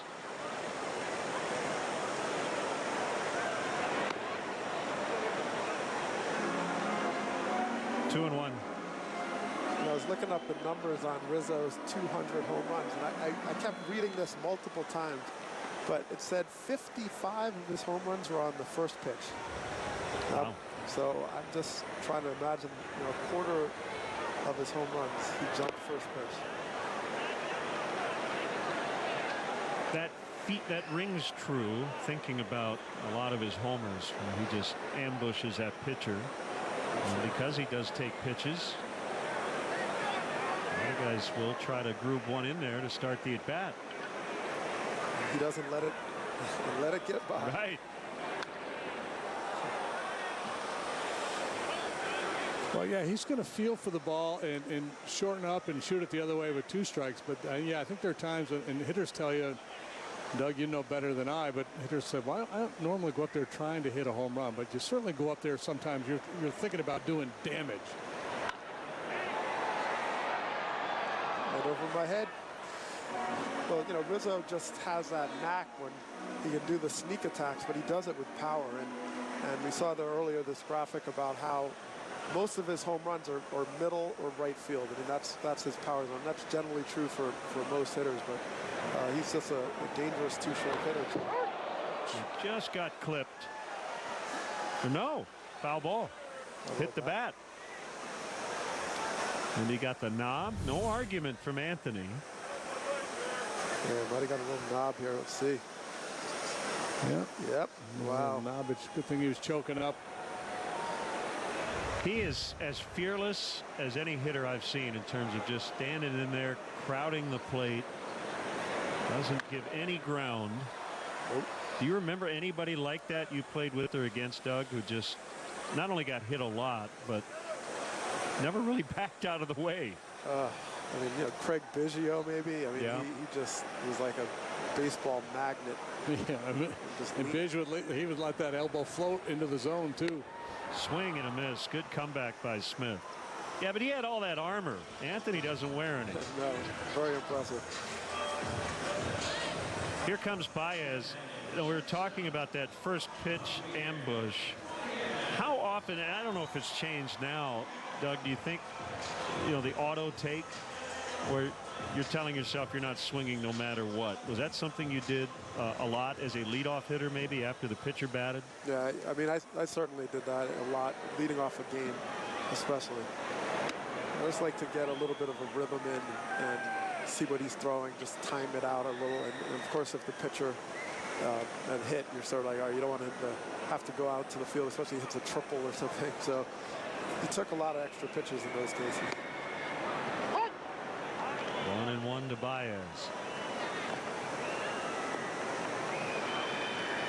And JD, I would think you would exploit that after the pitcher batted and you had a leadoff guy who was known to try to extend an inning, especially if you got 2 quick outs, right? It was always a free. You thought it was a free strike. You just try to pour a fastball right through there.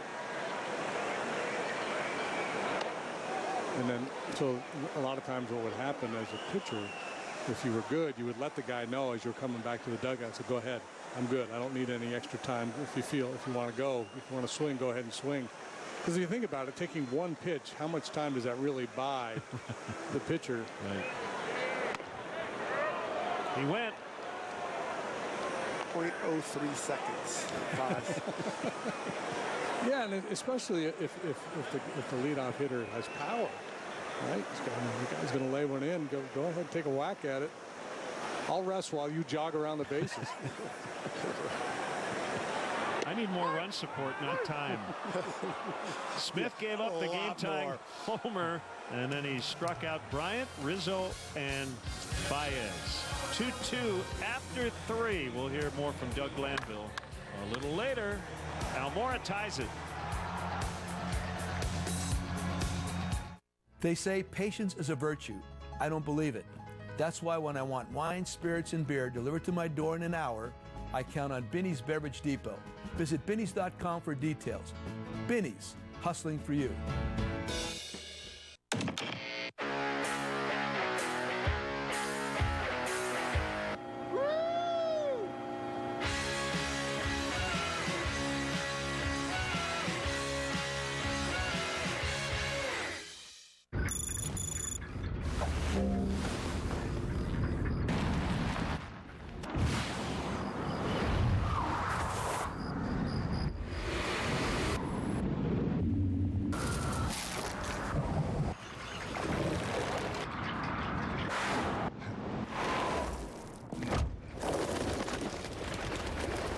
Great offers. Visit your local Jaguar retailer today. With the Mega Millions jackpot at over $250 million, you can spend your time doing exactly what you want. Visit every national park within the same year. Bike from coast to coast and beyond. Put them through law school and medical school. The jackpot is over $250 million. How would you spend all that time? Play Mega Millions in-store, on the app, or on IllinoisLottery.com.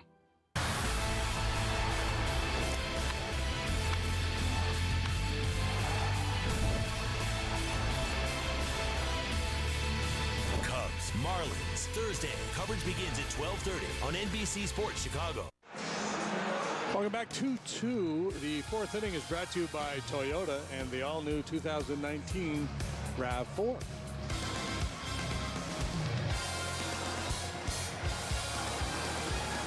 Two tie. Marlins runs unearned in the 3rd inning due to a Kyle Schwarber error. They'll have Rojas, Birdie, and Galloway due.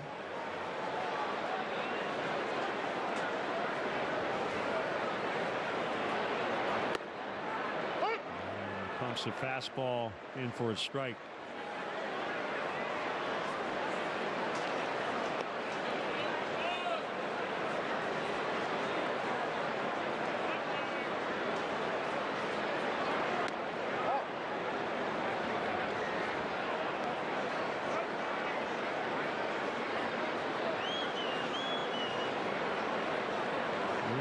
slipping out of the north. Did not keep Albert Almora's fly ball in the park, though. That is fair. It'll kick off the sidewall, and I think he thought it was foul. I don't know if he realizes that's a fair ball.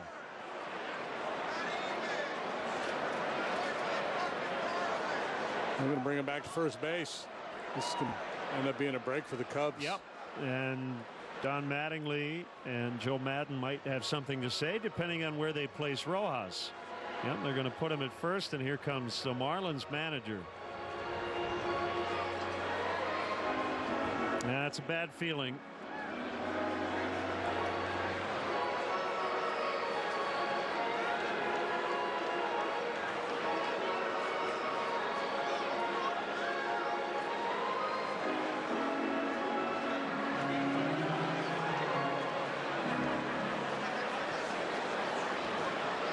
It felt like Hayward was going to get there and keep Rojas to 1.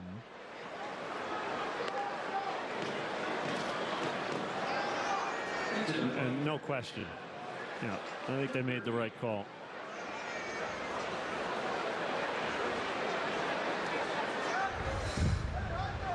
Agreed.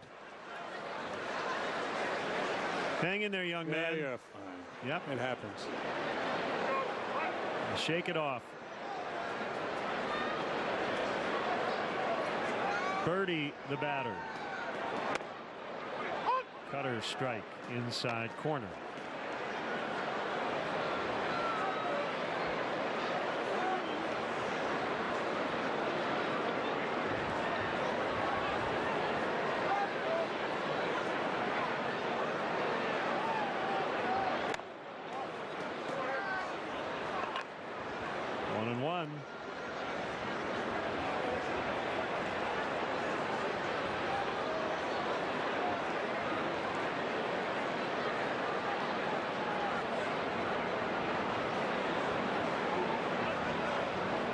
Getting a little more with his lead.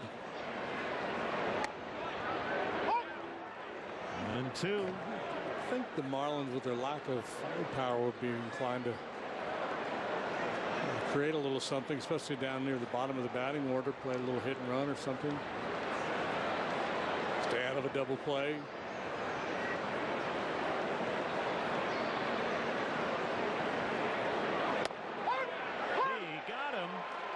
John got that call off the inside corner, and he strikes out Birdie. Bye-bye, Birdie.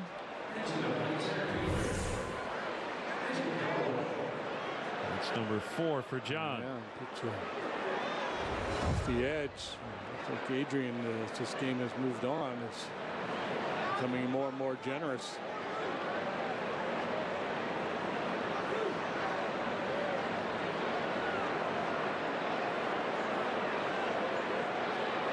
Struck out his first time throw to first.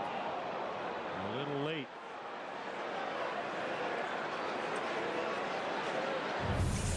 Well, this is a design play. You saw Contreras set up well off the outside corner. He did not want that ball put in play. He wanted to take a shot at Rojas.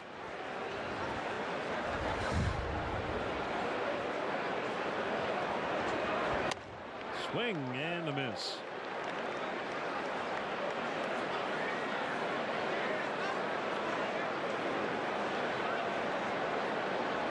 Pirates have a 5-2 lead over the Rangers. They play the 7th inning in Pittsburgh. Gregory Polanco hit his first home run of the year. He missed a good chunk of the opening month. Twins lead late in Toronto 3-0. Minnesota pacing the American League Central at 21-12. White Sox a winner 2-0 at Cleveland tonight. High fly left field. Schwarber's circling, and he's got it on the track. Tagging and heading to second is Rojas. He's there with 2 outs. Galloway just missed one.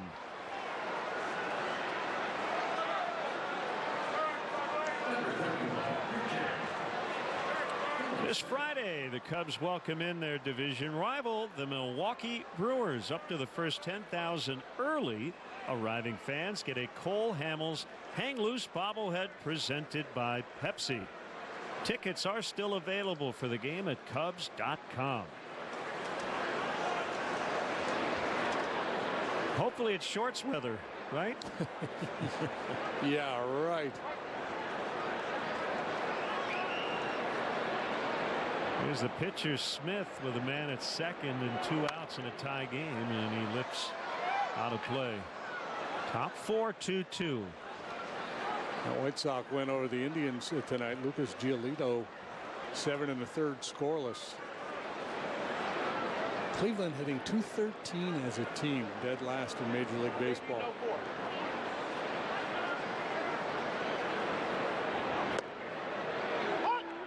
Rangers have closed the gap, 5-4 Pittsburgh in the 7th.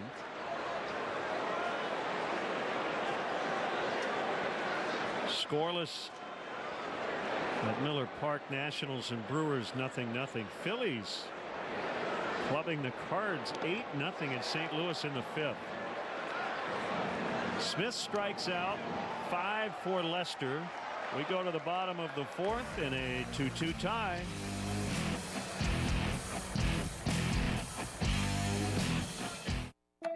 TripAdvisor named us the best airline in North America because we do everything differently on purpose. For one purpose, you. You're the reason we fly to 100 destinations and why we don't charge you fees to change your flight or check 2 bags. You. Over 134 million of you chose to fly Southwest last year. That's what matters most to us.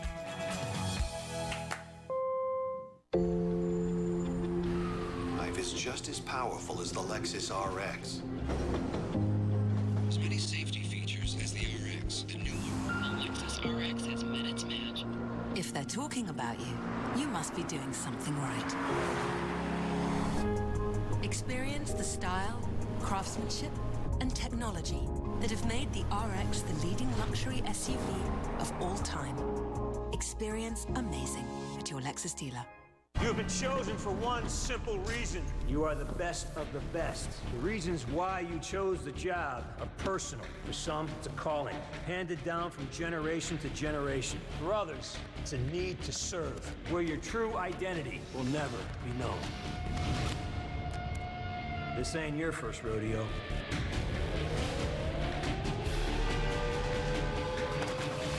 This could be a bad hair day. Not a good day to be in the barrel. Closed captioning of Cubs baseball on NBC Sports Chicago is brought to you by U.S. Waterproofing. A little seepage in your basement is no need to panic. Count on the experts at U.S. Waterproofing to diagnose and repair the problem. For a free consultation, visit uswaterproofing.com. A better basement starts with us.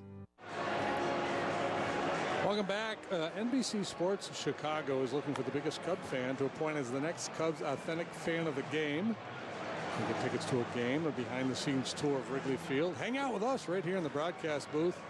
Enter for your chance to be the Authentic Fan of the Game at NBCSportsChicago.com/CubsAF. There's some quality headwear right there. Functional and fashionable. Smith, who made the final out on the top of the 4th, taking his warm-up tosses. You know, we should maybe create a fun little segment. We don't have to do it every night, but just a little public service. Last night we gave advice on the fist bump. We got a show early. I think good advice for everybody. I've heard a couple of really good, quick, fun, clean jokes today. And I think you want to go to the joke of the day? Just not a joke of the day. We'll just pass along, you know, if you've got a speaking engagement or you just want to make your kids laugh.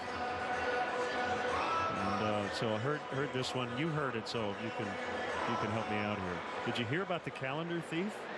No. He got 12 months. I love that. I have 2 more for you. There's our buddy Craig Lynch, right? Yeah. Fouled by Contreras. Why did the Invisible Man not take the job? I don't know. He couldn't see himself doing it. Oh. And did you hear about the corduroy pillows? I did not. They're making all the headlines. There's the 0-1.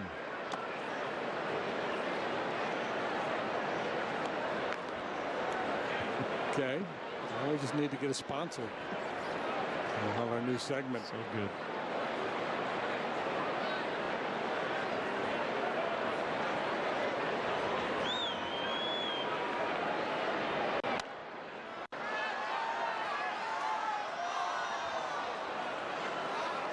One and two.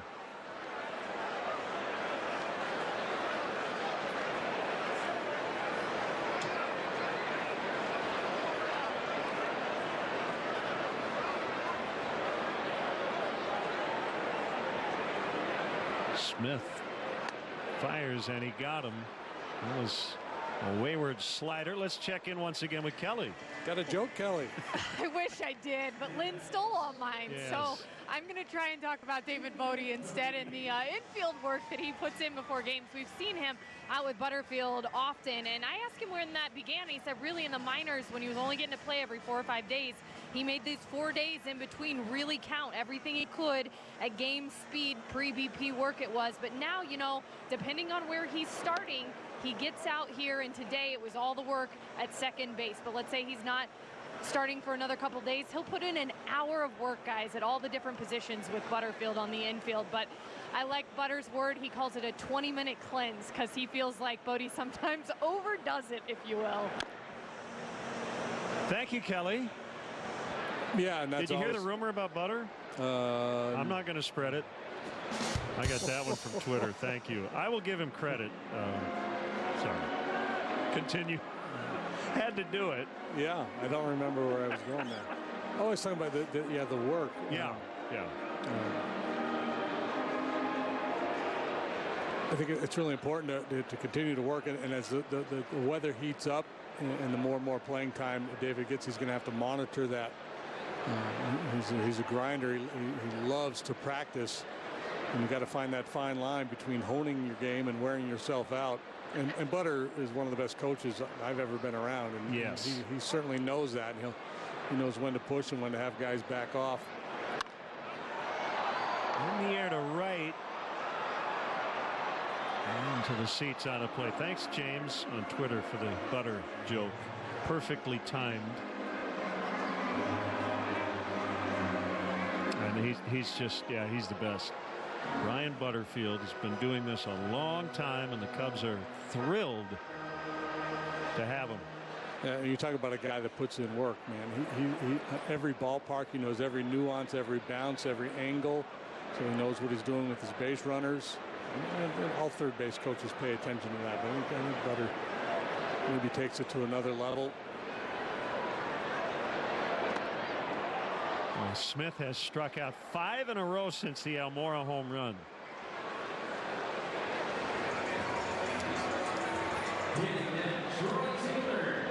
Five in a row, 8 overall for Smith. Kind of a late bloomer. He's 27. I don't think he was ever at the top of any prospect list, but he is performing like an ace.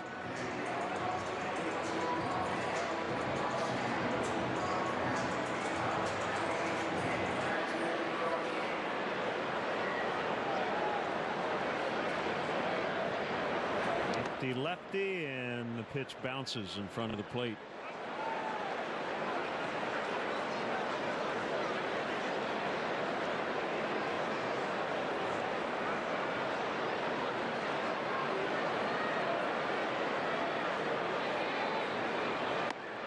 Inside on a fastball. Hayward's been really good against left-handed pitching this year. He's been good on fastballs.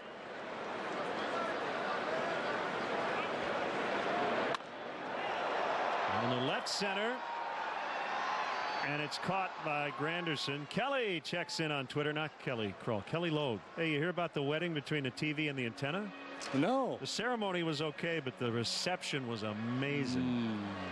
It's 2-2 after 4. I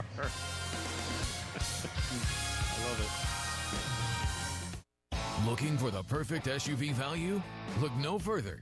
than a new 2019 QX30 with all-wheel drive from Motorworks Infinity in Barrington. Enjoy all the luxury, performance, and technology and save 25% off MSRP. Or take to the road in a 2019 Q50 Lux with all-wheel drive for only $339 per month for 39 months. Watch the value add up with our complimentary works perks, including lifetime car washes and free Starbucks privileges for life. Motorworks Infinity in Barrington. Welcome to the circle. Plants capture CO2. What if other kinds of plants captured it too? We could help lower emissions if industrial plants could be a little more like plants. Man, that's a cool looking hot tub. We should check on the baby. He's so sweet. Maybe too sweet? The internet's down. Your home is only as smart as your internet. Get reliable AT&T fiber and get speeds up to 300 megabits per second and DirecTV. Bundle for $75 a month for 12 months. Limited availability may not be in your area. More for your thing. That's our thing. Call 1-800-CALL-ATT. To go up, to go down, to load, to impress, to dream, to alert, to explore,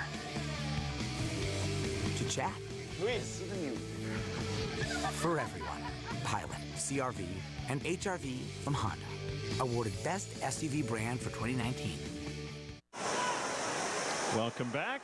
Time for stats with Lowe's. Run differential, the Rays lead the way.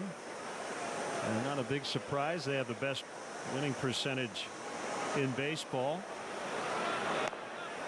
As Curtis Granderson takes ball one. Doug Glanville is with us tonight. Do you look at run differential a lot throughout the season? Yeah, I definitely pay attention. I think it has good predictive value. Popped up. Bryant tracking into foul territory over near you, Doug. Hey, Chris. How you doing, man? Yeah, I think early in the season, you know, maybe 6 weeks in or so, like we are right now, you see a few teams that might be outplaying their run differential and some teams underperforming that. But over the course of a full season, it generally is in the area, right?